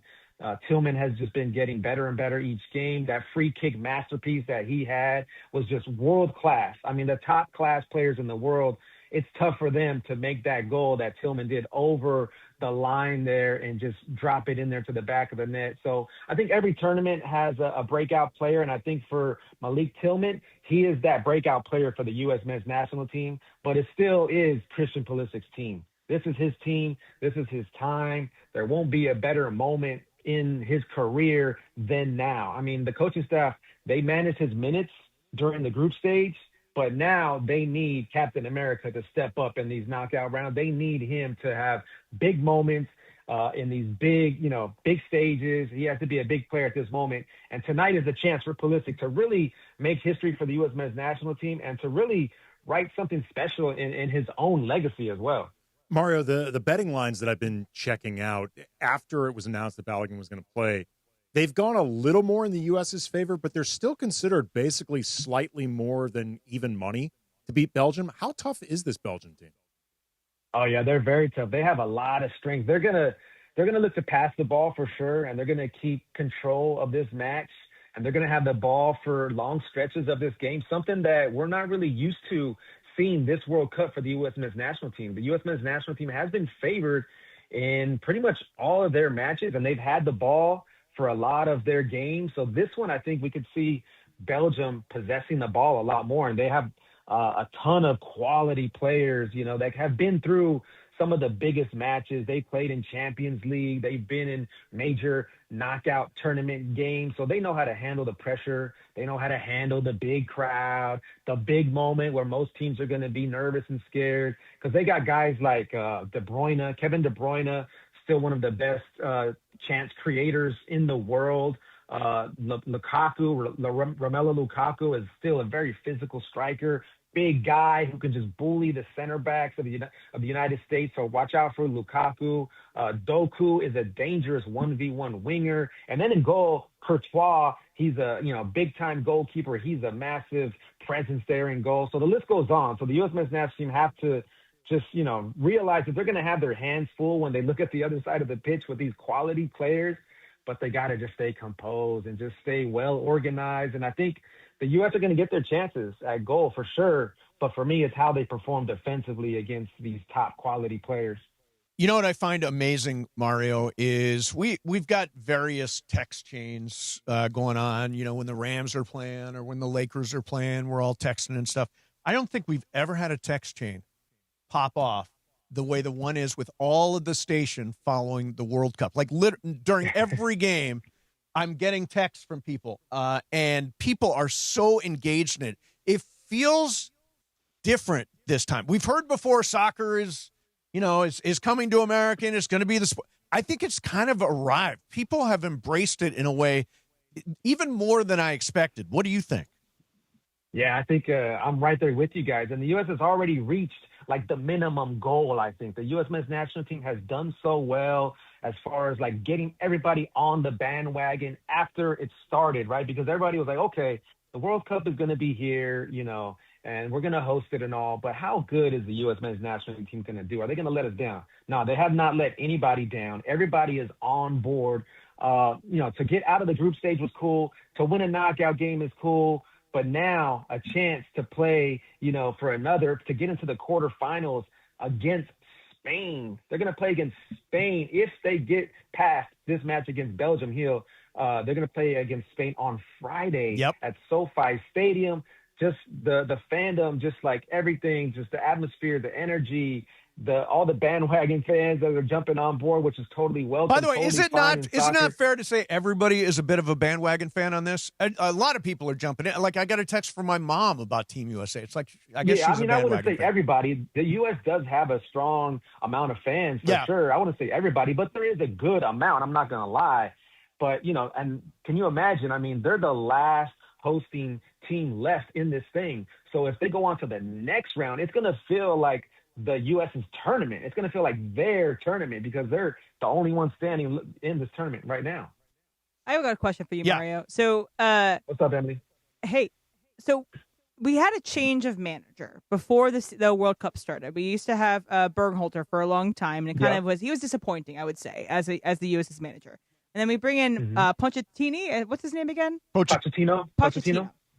Do you think it's because of his leadership and what he's done to change the outlook of this team? How much of an influence does he have? Because I sometimes think about with like Team USA basketball and other things, sometimes it's just a ceremonial job. Do you think he actually has an influence on why this team won their first knockout stage, did so well in the group stage? I couldn't tell up until the World Cup started, but because of the World Cup, before the World Cup, the team just looked the same. It just looked the same as the past few years. It looked the same as when Berhalter was the head coach.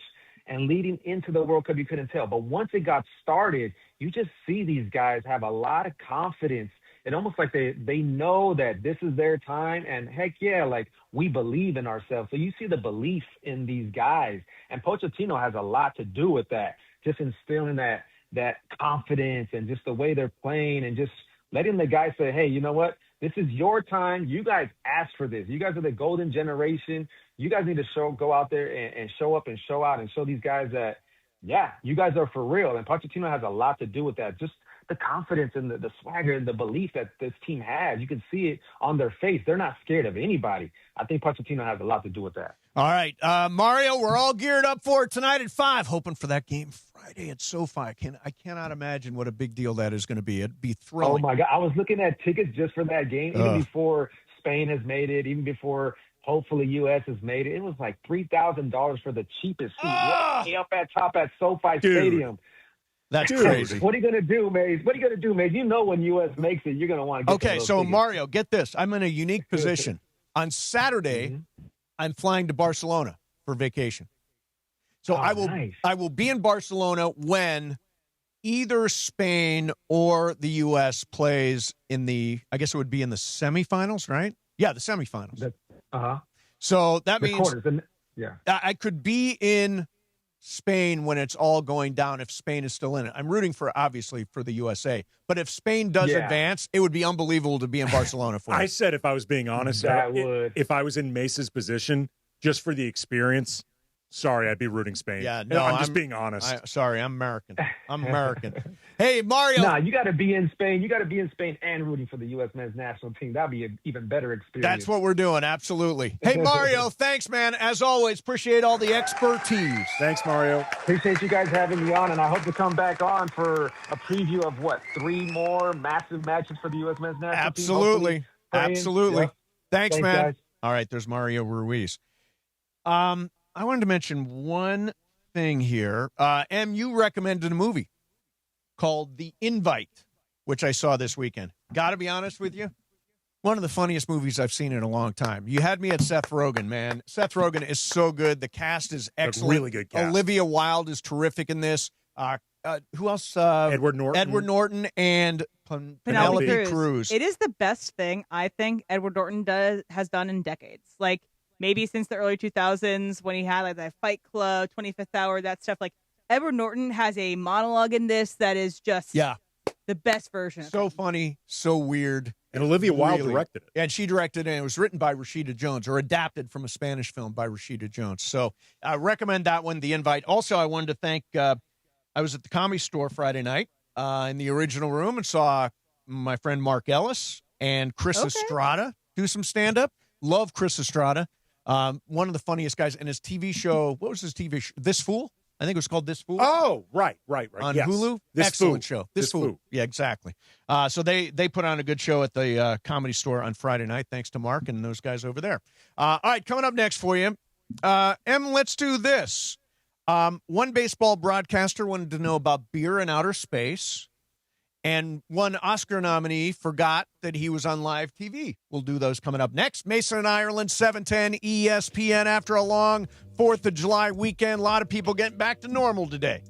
Just celebrated America's 250th birthday, and all across Southern California, roadways were packed. There were road trips and barbecues and fireworks and family parties and beach traffic and late nights and packed freeways. And for some, the holiday weekend did not end the way it was supposed to. Maybe it was a car accident, motorcycle accident, could be a dog bite, could be negligence on the part of somebody that caused you to fall at a store or whatever, could be an Uber or Lyft accident. No matter what it is, if you were injured over this long holiday weekend, call Jacob right now. 800-345-6789. Now, Jacob is going to pick up your case and handle everything for you. He will deal with the other insurance company. He will deal with the body shop. He will deal with the adjuster, with the doctors to get you the medical care you need. All that stuff, Jacob can do it. If something happened over this holiday, Jacob Imrani is the guy you need right now. Easy number, 800-345-6789. By the way, the longer you wait, the tougher it is to make your case. So jump in there now, 800-345-6789, or call jacob.com. Mason and Ireland, 710 ESPN. Mornings in LA start with Sedano and Cap. I think we're going to have the big voice guy cut real promos. I just got to phonetically spell out Schwann's for him. The Summer of Schwann. Weekdays starting at 7 a.m. on ESPN LA. Can you get on the phone with him and actually say the words? Just say it to him, Yeah, I'll record it. I think just for the fun of it, though, if you just send it to him, SCHVANZ, just to see what he comes up with on his own. And then we'll have see if he goes Schwans. And then the female voice, Dawn, that's his wife, will go, Schwans. It's the Summer of Schwans. Can you get all three? Like, get the two Cutlers and get Mario. Hey, it's me, Mario. Yeah. It's the Summer of Schwans. You thought And it was about the LAFC World is Cup. back on July 17th. But it's all about the Schwans. It's Schwans night at LAFC. Get your commemorative Schwans bobblehead. I don't think anybody wants a Schwann's bobblehead. Do you want a black and gold? Yeah, I don't think that's what they want. The Morning Show with Sedano and Cap. Weekdays starting at 7 a.m. on ESPN Los Angeles. Red card penalty. Score big flavor with Waba Grill's new Red Card combo for a limited time. A mini sweet and spicy chicken ball, chili crisp dumplings, and a refreshing penalty punch for a beverage with mango popping boba. An all-star lineup for just $9.99 only at Waba Grill. Hey, it's Mason. The next best thing to being at the 2026 FIFA World Cup is watching it at Cosm. Experience every match inside the massive 87-foot LED dome in shared reality.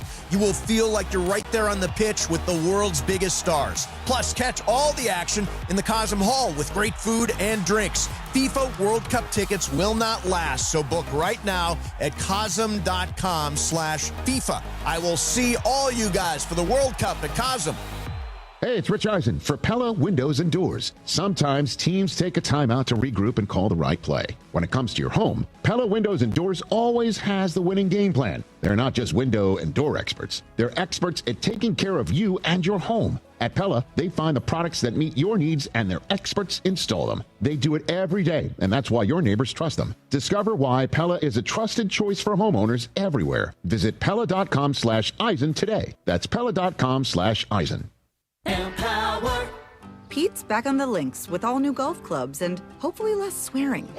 Dang, sliced it. He worked with Empower to help him get good at money so he can be a little bad. Heads up! Oof. Talent sold separately. Guy said these were slice proof. At least he has money for lessons. Invest well, live a little. Start today at Empower.com. The OGs of LA Sports Radio. So that's why I deliver. Red light player. When the red light goes on, look out, I'm on it. That's Steve Mason and John Ireland. That's what they say is you're a red light player. Light player. Especially in Amsterdam. Oh, yeah. No, I never played there. Mason and Ireland. Right now. All right, so keep you up to date on everything. Breaking news, John Ireland will be back from his holiday in Europe tomorrow, so we'll get his first take on all the moves the Lakers have made and the exit of LeBron James. Make sure you're here for that. Andy's filling in today. Spain beat Portugal 1-0.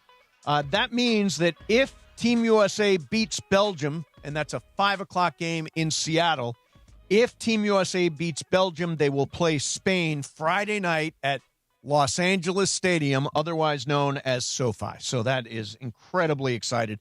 Everybody's going to be locked into that game tonight at 5. And then Rui Hachimura has signed a 2-year, $28 million deal with the Los Angeles Clippers. He wanted to be in L.A. Yeah, Wawa is right. It's depressing. It is. By the way, he's the one guy who I thought he gets better when the postseason comes. He gets better when the postseason comes, and ironically, I don't think the Clippers are going to be in the postseason this year, so you don't even get that skill set for him. And just, I know he loved being in L.A., and I think that guided him to the Clippers, but he really loved being a Laker. Yeah. And it all feels just kind of sad to me. It does. It's a shame because it's one of those guys. I know you mentioned this in our pre-show meeting, but a guy, I know the big knock on the Lakers a lot of times is that they can't develop players. Yep. Well, they basically developed Rui into who he is today. Yes, they did. He left the Wizards at the time at the lowest point I think he was. And then he turned into a guy who could get you some serious minutes in the postseason. He's a good player. He is a very good player. He's a flawed player, but what he's good at, he's really good at. He was really popular with teammates. I think he was popular within the organization. He's an easy guy to root for, so it sucks to see him on a different team. It does. Does this feel like the post-2021 season where it just feels like the next year is just a totally new team? Totally turning the roster over? No. Actually, no. It came a year later that they really turned it over. Right, because I was going to say post-2021, that's when they went the Russell Westbrook route. I want to make it very clear. This offseason does not feel like that offseason. Right. And by the way, Emily, to your point, in terms of developing players, that's exactly the situation the Lakers are in right now. Walker Kessler, young guy. Quentin Grimes, young guy. Colin Sexton, a little bit more. Sandro Mamukelashvili. Whatever.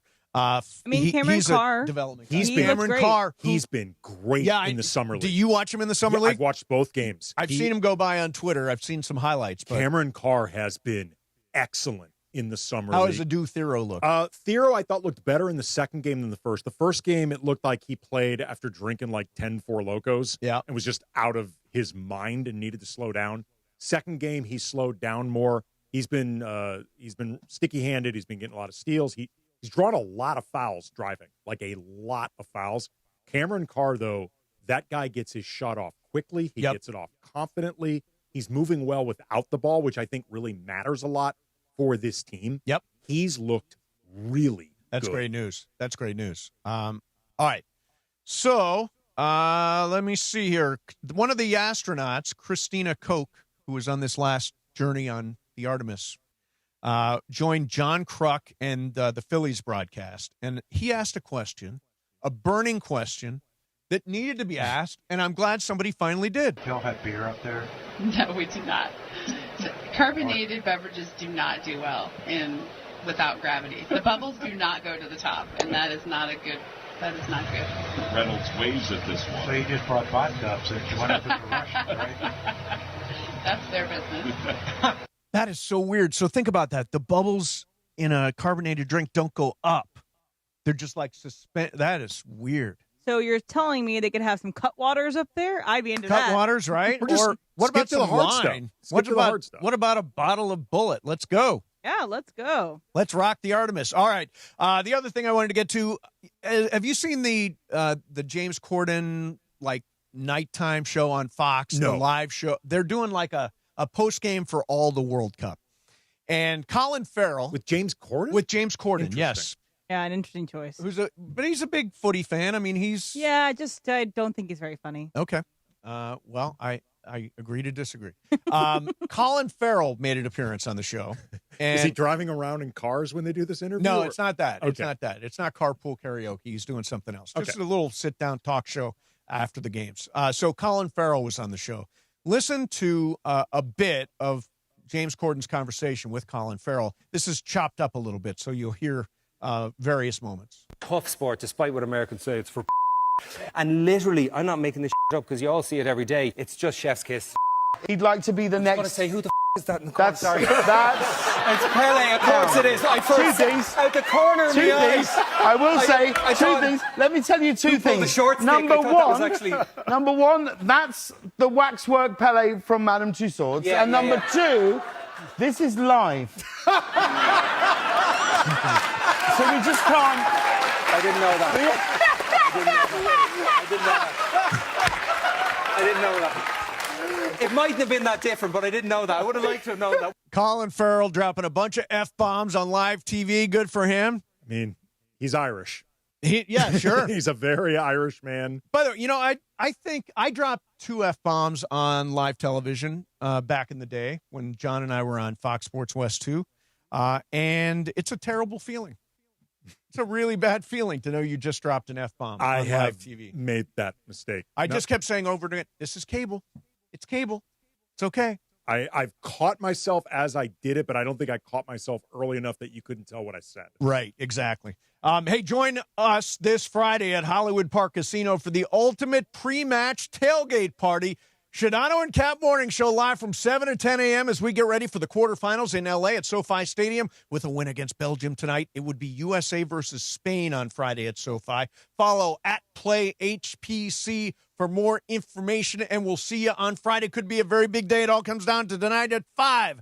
Go USA. Game of Games coming up next. Mason and Ireland, 710 ESPN. It's DeMarco Farr and Travis Rogers for your afternoon drive. But we've been talking about this for what, 3-4 years? How much longer are we going to try to one last hurrah for LeBron? Enough already. Let's move on to the next thing. I am happy to be free of the LeBron timeline. The 41-year-old phenom that refuses to go out. Yeah. That's hard to build a team around. Sure is. I am so happy to be free of that. DeMarco and Travis have taken over Afternoon Drive. Weekdays starting at 3 p.m. on 710 ESPN. I'm here with Angelica, and getting a DUI is serious business, isn't it? It's a process, Cappy, and if you don't take action within 10 days, you run the risk of some pretty serious consequences. Start by calling or going to fixmydui.org. One of many things Fix My DUI does is help individuals rebuild their lives through stability and reducing the risk of future mistakes. We do this through education and ongoing support. So the first thing you do, visit fixmydui.org or call 888-607-7077. We can help. Good Karma Brands is proud to be an equal opportunity employer, providing equal employment, development, and advancement opportunities to all teammates and applicants. To learn more about careers with us, please send an email to talentacquisition@goodkarmabrands.com. That's talentacquisition@goodkarmabrands.com. Pros, save more on what you need to get the job done right. Right now at Lowe's. Get 15% off select custom entry and interior doors. Plus, save $80 on the DeWalt 20-volt Max 2-tool combo kit. Now just $169. And at the Lowe's Pro Desk, bring us your materials list and get a quote in minutes. Handwritten, a photo, or even a sticky note is all you need. Keep your jobs moving faster and on budget at Lowe's. Valid through 7/8 while supplies last. Selection varies by location. My name is Whitney Allen, and I'm a widow. My husband, Ryan, died. We never thought we'd ever have to use life insurance, but the unexpected happened. With Ethos, signing up was fast and 100% online. You can get a quote in seconds, apply in minutes, and get same-day coverage. No medical exams, and you can get up to $3 million worth of coverage. I'm grateful we were prepared. Get your free quote at ethos.com/play. That's ethos.com/play. Paid spokesperson. Time spent on application may vary. Online health questions required. And it is time on Mason and Ireland for the final segment. The final segment of the show, always Game of Games time, presented by the one and only Jacob Emrani. Call Jacob. Call Jacob.com. And yes, that new telephone number, 800-345-6789. 800-345-6789. Hi, this is Jacob Emrani. Game of Games made possible by the law offices of Jacob Emrani. Let's do it. Game of Games time on Mason and Ireland. Take it away, Mace. All right, here we go. It is Game of Games time. Interesting off-air conversation. Travis Rogers is here. Travis, how was the big holiday for you? It was a great holiday. Happy 250. Thank you. What'd you Happy do? same to you. We did a little beach day. Nice. We did a little World Cup action. Watched Mexico and England yesterday. What a game. Had one of my kids and his girlfriend came over on 4th of July. Nice. We celebrated at home that night. It was great weekend. Beautiful. 10 out Beautiful. of 10. Excellent. Well, it is Andy Kamenetsky's game today. By the way, this is for a record 3 consecutive I was shows. going to ask, is this the first time in show history that there's ever been 3 straight Game of Games? Andy has done 3 consecutive Game of Games. You're turning into Bob Barker. Yeah, you are.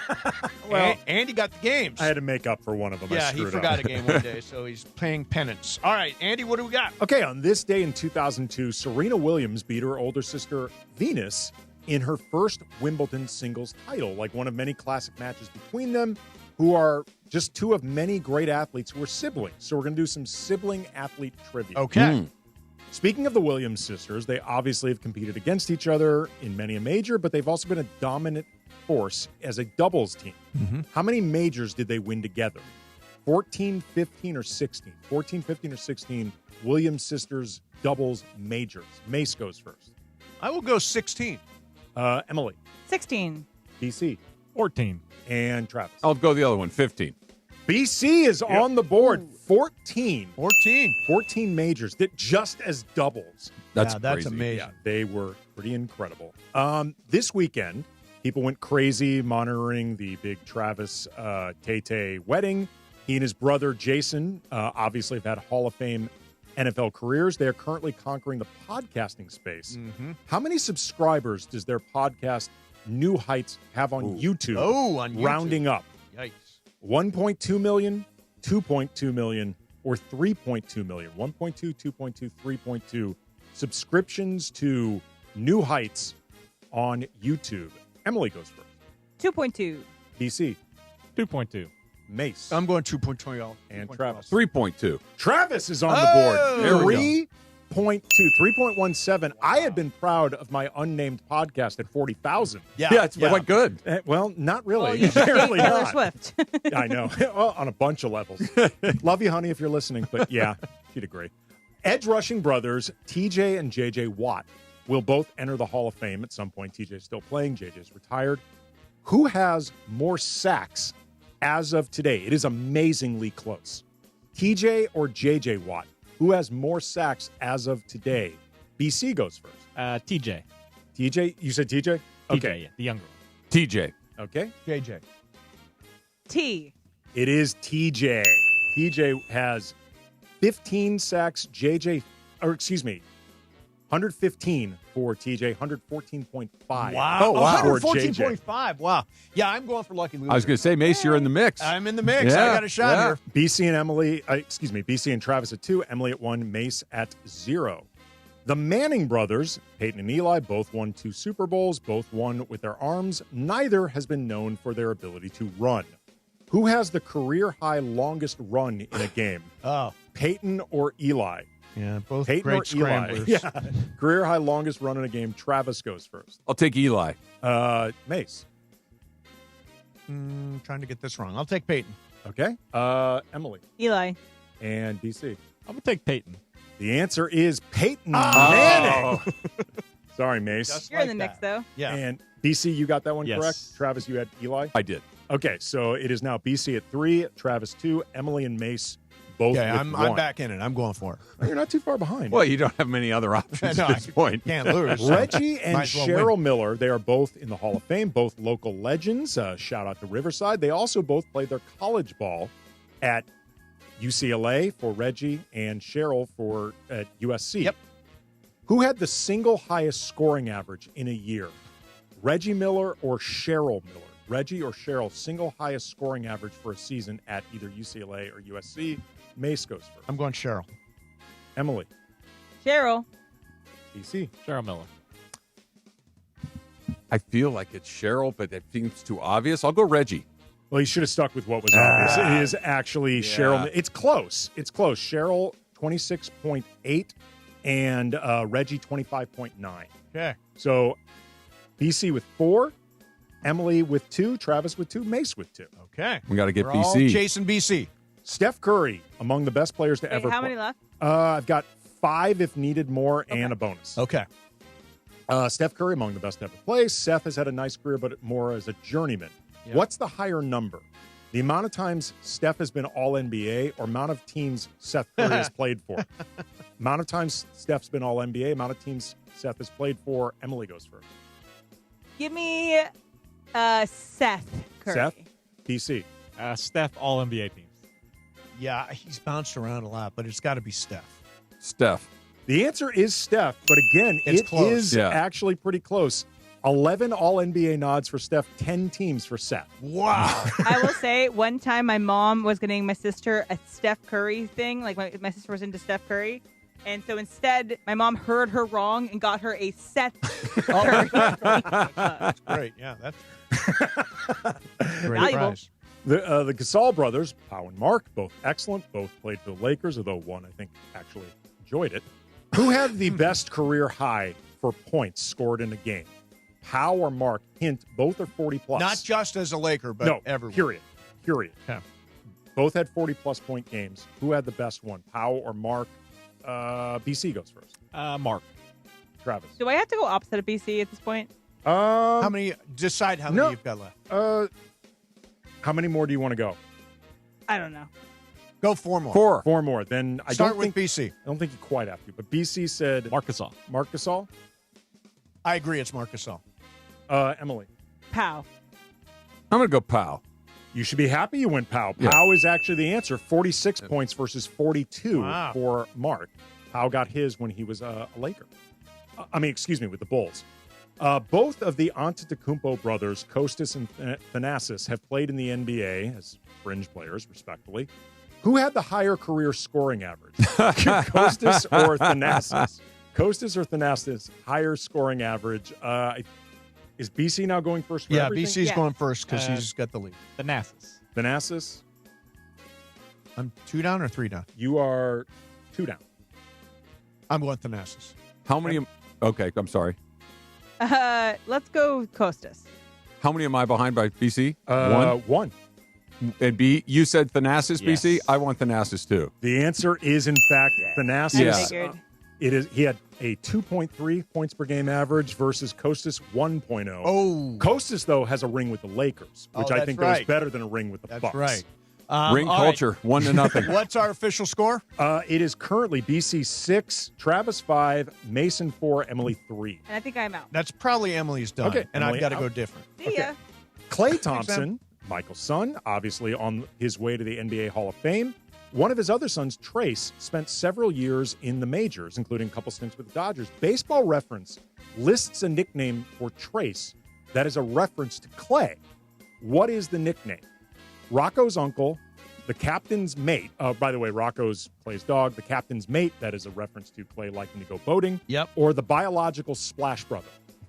So Rocco's uncle, the captain's mate, or the biological splash brother. BC goes first. I'm going to take Splash Brother. Okay, mate. I got to go different. I'm going captain's mate. Biosplash. Oh, you're all wrong. It's Rocco's uncle. Oh, Rocco's uncle. That's the only nickname, by the way, listed for Trace Thompson. That's great. Joe DiMaggio, considered one of the best players ever, but his brother Dom played for 11 seasons with the Red Sox, made 7 All-Star teams, pretty great in his own right. There was also a third DiMaggio brother. I just learned this. Played 10 years in the majors, more of a journeyman. Did make 2 All-Star teams and swung for power. Okay. Who had more RBIs? Joe by himself or Dom and Vince combined? Joe DiMaggio by himself or Dom or Vince combined? More RBIs. BC goes first. Joe DiMaggio. Combined. Joe. The answer is Joe. All right. Fifth. So we're down to 2. 15-37 for Joe, 12-72 for Dom and Vince combined. All 3 Molina brothers, Benji, Jose, and Yadier, played catcher in the majors. All 3 have won World Series, but 2 have a pair of rings, while 1 only has 1. Which brother has just 1 ring? Benji, Jose, or Yadier? Benji, Okay. Jose, or Yadier? At this point, is this the last question? This is the last before the bonus. Okay, and Brian's got a lead, right? And Travis is 1 behind. 1 behind, so you got to go different, Travis. Yachty. I think it's Yachty. Benji. Oh, it is Benji. Oh, and we've got a tie. We've got a tie. Oh, we go to a tiebreaker. Thankfully, I have a bonus question. Excellent. The Ball brothers, Lonzo and LaMelo, been in the NBA for a while. Lonzo began his career with the Lakers. Have we just forgotten about LiAngelo? He didn't make it to the NBA. I think he has a rap career, right? He did not make it to the NBA. He does, yeah. Lonzo also began as the face of Big Baller brand, which specialized in making sneakers that were dangerous to wear. When they first came out, they were. Lonzo. They did explode, yeah. Which I guess made it for the best that they rarely actually shipped. Right. I paid for them and never got them. To this day, I've never received them. I remember that. It's ridiculous. What was the highest priced Big Baller brand shoe? Highest price. Highest priced Big Baller brand shoe. Everyone got their answer? I got my answer. Yep. BC. $400. 400? 1,000. Oh. BC wins. $495. Oh my God, he nailed it. Which $1,000. What are they? Solid gold? Well, they were just taking everybody to the hoop. I thought, why not go big? Gold leaf. I mean, it was the Zo2s, which got a lot of criticism, that price tag, to which LeVar responded. This was a direct quote on Twitter. If you can't afford the Zo2s, you're not a big baller. There you go. It's true. BC, the winner. What's our score this month, Em? Is BC? Nobody has doubles yet. So I got Brian with 1, Jake with 1, Lance the intern with 1, and you have 1. All right. Damn, so close. Lance the intern. So close. Lance the intern's been good at this He's stuff. been good. He's been very good. Trav, you ready for some Super Crosstalk? Can't wait. All right, we're going to do some Game of Games. It's presented by Call Jacob, the injury hotline, the only number LA trust after an accident. 800-345-6789. That's 800-345-6789. Coming up next, Super Crosstalk. Mason, Ireland, 710 ESPN. You never know what you're going to get when you wake up with Sedano and Cap. First of all, watch your tone. Second of all, watch my tone, actually. Second of all, little boy. What happens if I don't watch my tone, by the way? Get your ass kicked. We can have a conversation later about it. Okay. Oh, yeah. No, take your belt off, George, and put him over your lap and smack that tushy. There's a lot of tushy to smack. Yeah, there is. Less than there used to be, though. Mm-hmm. It's the morning show with Sedano and Cap. Weekdays starting at 7 a.m. on ESPN LA. Summer of soccer is here, and there's no better place to watch than Rockin' Brews. Catch every match on massive LED screens with surround sound, drink specials, and game day favorites like our new El Clasico burger. Whether you're backing Team USA or cheering on your home country, grab your crew, raise a glass, and catch every match at Rockin' Brews, serving those who rock. Visit rockinbrews.com for your nearest location. This summer's biggest football watch party experience is happening at Mercado Gonzalez in Costa Mesa. Catch every Mexico and USA match live, surrounded by non-stop game day energy, passionate fans, drink specials, surprise giveaways, grab fire asada tacos, slow braised quesadilla, fresh ceviches, warm churros, and more while you cheer on your team with the entire Mercado. Mercado Gonzalez, your soccer fan paradise this summer. Join us every Mexico and USA match at Mercado Gonzalez in Costa Mesa, where every match tastes better. Get as loud as you can for Monster Jam! The one and only Monster Jam. Packed with stunts, smiles, and jaw-dropping skills. See the world's best drivers tear up the dirt in your favorite Monster Jam trucks. Like Gravedigger, El Toro Loco, Sparkle Smash, and more. Only at Monster Jam. Coming to Crypto.com Arena July 17th through 19th. Brought to you by BKD Tires and O'Reilly Auto Parts. Visit MonsterJam.com today. Join ESPN LA Friday, July 10th at Hollywood Park Casino for a live broadcast tailgate party from 7 to 10 a.m. with the Sedano and Cap Morning Show as we get ready to cheer on the quarterfinal final World Cup game at SoFi. For more info, go to playhpc.com or follow us at playhpc. Must be 21 plus to enter. Problem gambling, call 1-800-GAMBLER. ESPN AM 710 Los Angeles. It's the greatest segment in LA sports radio history. Oh my God. When the shows come together for magic on the radio. It will only grow stronger. Super Crosstalk. It's time for Super Crosstalk.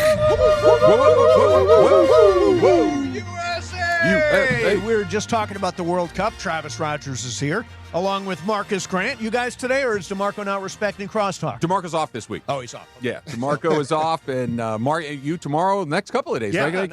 yeah. Tuesday and Wednesday. Yep. It's that time of year. It is that time They're of year. in and they're out. So we were just talking about the impact of the World Cup and why it feels so much more impactful than it did, for example, 4 years ago. And one of the things is it's in North America and it's in our time zone, which I think has made a huge difference. It's been a huge part of it. The game, there's games every day, so you never kind of lose the fever. You get to keep watching it. And I was asking you guys, I talk about it on our show.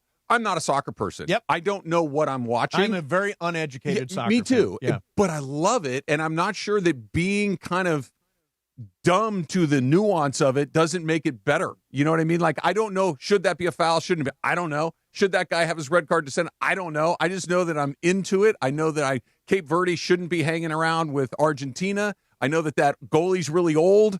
I don't know any of the details, but I love everything about it. I've watched more soccer in the last, 3 weeks than I have in my entire life. It's been terrific. It is the same for me. And the thing that surprises me is Juan, who made fun of me for thinking the World Cup was going to be a big deal, is now hanging on every shot with me. I mean, it's so compelling, and there's so much drama. I mean, that Cape Verde game, that would have been amazing. The greatest upset maybe in the history of sports. That goal that the guy got to the top right corner was one of the greatest sporting feats I've ever seen in my life. Like, I don't know if that's like kind of common in soccer or not. I just know that was one of the coolest things I've ever seen. I was by myself watching it at home, jumped off the couch. It was extraordinary. No, it was amazing. I mean, that was, I think, in the terms of a golazo, which is like and something spectacular, because not only was, you mentioned Cape Verde being, I mean, that's the equivalent of like a 15/2, you know, like in the NCAA tournament. But just that shot in that moment was incredible. Amazing. And I mean, even today, I've got the game on in front of us. We were watching Spain and Portugal, and Portugal was so close to that equalizer on the header in like the final minutes of the game before stoppage time. It was like right there. I mean, Mexico yesterday, 30 minutes of basically peppering that goalie with shots and him finding a way to stop all of them. That was an incredible. I feel bad for Mexico fans, but El Tri, did not survive. But it was a hell of a good game. Jorge, that we all know and love here at 710. He had a little party and went over and nice. at his parents' place. place. I saw the pictures. Yeah, and he hosted the party, and it was as much fun as I've ever had going to a watch party anything ever. It was people hanging on every moment, people hanging on every call, every decision. The ramp up to it was fun. Was the food good? It was. I hear charts. I hear awesome. when Jorge throws a party. It was terrific. The beer was properly cold. Nice. It was, everything about it was a win. Yeah. No notes. Just great job. So tonight, this is such a game, probably the biggest U.S. soccer game in history, right? They got a chance to win here in the United States, advance to the quarters to face Spain on Friday night at SoFi. What a week it would be if they find a way to win this thing. I mean, we did that HPC event, before the U.S. opener. Yeah. Right near now LA Stadium, but SoFi. That place was going off. Yeah. Absolutely going off. I had no idea how excited it would be. I was actually, to be honest, a little bit skeptical of how many people would show up to that thing. It was rocking. It was packed. Yeah. By the way, I think the morning show's doing HPC Friday morning. Are they? From 7 a.m. to 10 a.m. live. Nice. So HPC is a great spot to be. It'll be essentially right across the street from where the game is going to be played. I've always kind of thought that the turnout for like the American soccer fans was, it's all right. I know they exist. I know they're out there, but seeing that, what Mace is pointing out on TV, seeing the sea of people, seeing what we saw in Philadelphia, like it has been above and beyond my wildest expectations. Like you were saying, Andy, when we went out to HPC for the opener, I thought there'd be people, but I didn't think it was going to look anything like that. And it's just building and building and building. Another time too, I was on my way to doing one of the Destination for LA Sports, one of the night shows that we do, and it was the day of Mexico versus South Korea, and my commute takes me through Koreatown, which has a high population of both Korean Americans and Korean immigrants, but also Mexican Americans and Mexican immigrants. So it was packed all the way through. Like a drive that normally takes me about 20 minutes took me about 45. Like, they had a street fair set up with a massive screen, like places that I thought were like bakeries were having watch parties. And I think, honestly, that has helped me get excited, just seeing it more in front of me, as opposed to something that felt like a world event, but really distant. I think that helped. And I think, for the United States fans, I mean, look, the American Outlaws, the U.S. soccer fan club, has always been very passionate, but kind of a smaller group. But I think having it here and just the general excitement, I think seeing people from other countries come in, and then throw in the fact that this is maybe the best team we've had maybe ever. I think has really helped grow this thing to your point, Juan not being into it, now all of a sudden, like, everybody is locked into this thing. Yeah, he's like, what's offsides? And of course, my answer is, I have no idea. Wait till just do this. If something exciting happens, chances are it was offsides. Right, exactly. By the way, if you're planning to go Friday in Inglewood to Los Angeles Stadium, SoFi, I'm looking at the tickets. So I have really good seats at the Rams. I always say it's the second largest investment after my house that I've ever made. My seats at that game Friday are $11,454 a piece. Like American dollars? Yes. $11,454 a piece. So you're talking a pair of those tickets is nearly $25,000. Correct. And there are some tickets. I mean, here's a ticket for $16,000. I mean, the 500s. No, you can't get in for less than $3,000. The get-in price, I think, is $3,000 is the get-in price. I'm enjoying it. I'm not enjoying it that much. No. I mean, slow down. It'd be cool to say I was there, but that's a lot of money. That's a lot of money. I've only been to MLS soccer. I've never seen in a cap, as they say. I would love to see it. I was hoping that somehow, some way, something would shake loose over the course of the month or so that the games were here, but no way. The people are holding those tickets tight. Yeah, no, that's incredible. Yeah. All right, so Rui Hachimura is a Clipper. Yep. That just kind of sucks. I mean, I think Rui was, unbelievably valuable to this team. Of all the players that they have sent away or not signed, not brought back, I thought he was the one that they should have kept, because not only does he play well during the regular season, he elevates during the postseason, has done it multiple times now. I think they're going to regret that move. What do you think, Trev? I'm curious to see what this new team looks like. I really am. I'm not running out there saying that they're going to go out there and they're going to win 55, 60 games and push OKC and San Antonio. But I'll be honest, I'm ready for something new. Right. I'm really ready. And obviously the vast majority of that kind of turns on LeBron leaving. But if that means that a lot of other things need to change, like you really need to just basically go Luka, AR, and flush the rest and just kind of see what comes out, I'm all right. If Rudy had come back, that would have been great too. I'm a Rui fan. I think he plays hard, and like you said, he elevates in the postseason. But I'm really excited for a fresh start with this team. And if that means that pretty much everybody has to go, I can live with it. Everybody's gone. It still feels like a surprise. I mean, I still thought pieces like Rui would come back. Jackson Hayes might come back. Like, obviously, LeBron leaving, I don't know if it was a complete Jackson surprise. Hayes, by the way, was kind of a surprise. That was a shock, right? Yeah. Like obviously there was obviously the thought that LeBron could be gone, right? That Marcus Smart was going to be gone, stuff like that. But to see them, to Travis's point, just completely overhaul this roster, that caught me a little off guard. Well, you knew that it would either be run it back or something pretty new, just because with their cap space path, it's sort of, and also it being kind of a weak free agency class, them not having enough draft picks that they could make like a wild amount of trades, it kind of either was going to be run it back, particularly if they wanted to keep LeBron. Yep. Or if they don't keep LeBron, then you are likely overhauling the hell out of this thing. The Rui piece of it, like, we have to kind of wait to see how the roster looks when everything's done, because they are messaging we're not done. Yeah, they're not done. Maybe a backup center like Valanciunas or Kevon Looney, and maybe a wing player like Kuminga. Maybe Nick Richards could be an option. Like, with Rui, though, it just kind of is sad just because he loved being a Laker. Yeah, well, he obviously loved being in L.A. And he wanted to be a Laker. Yes. He wanted to come back. Mm-hmm. Yeah, that's why I think he's with the Clippers, is he didn't want to leave Los Angeles. He didn't want to leave the Lakers, one, and he didn't want to leave L.A., two.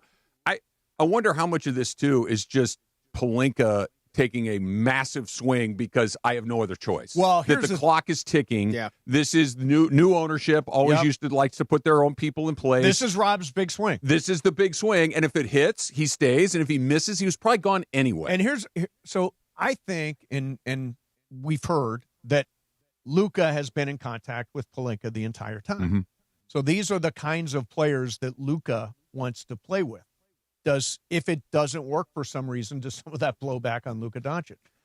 I think that Luka takes such a low profile when it comes to that stuff. That it's going on. Yeah, it's going on, but I think he's pretty shrewd in that doing it as clandestinely as he is. Like, it kind of bubbles up, and we find out that he wants to play with an A-list center and all that stuff.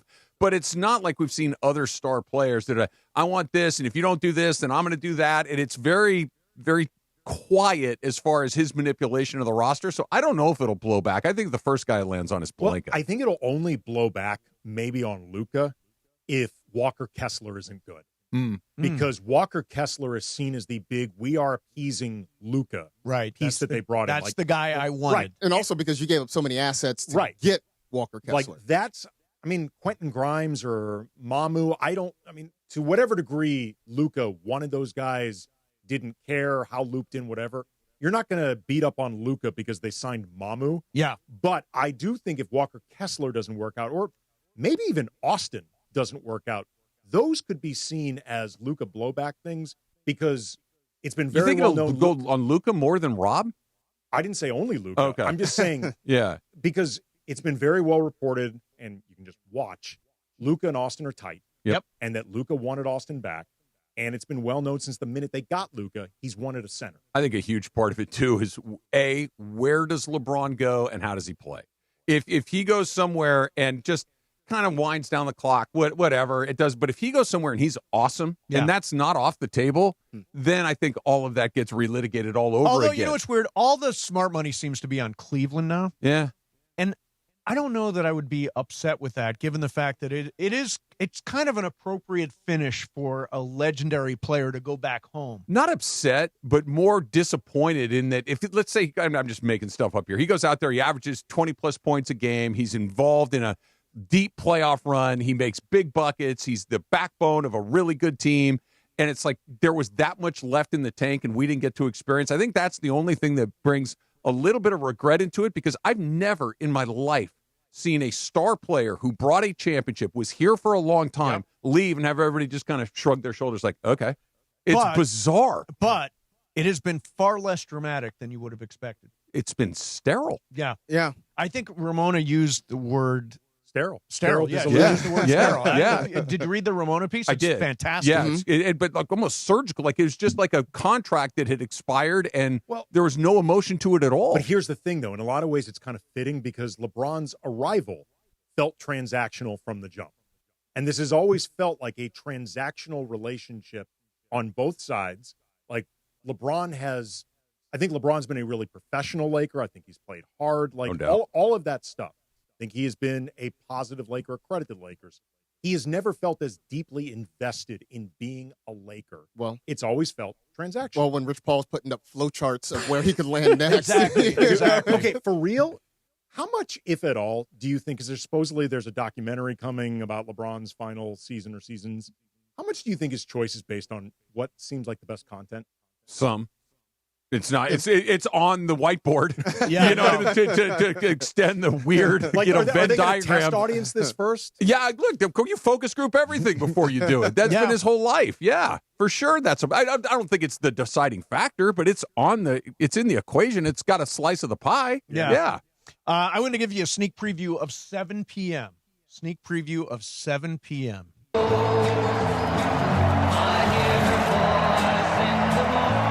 Let's do it. I'm ready. I'm ready.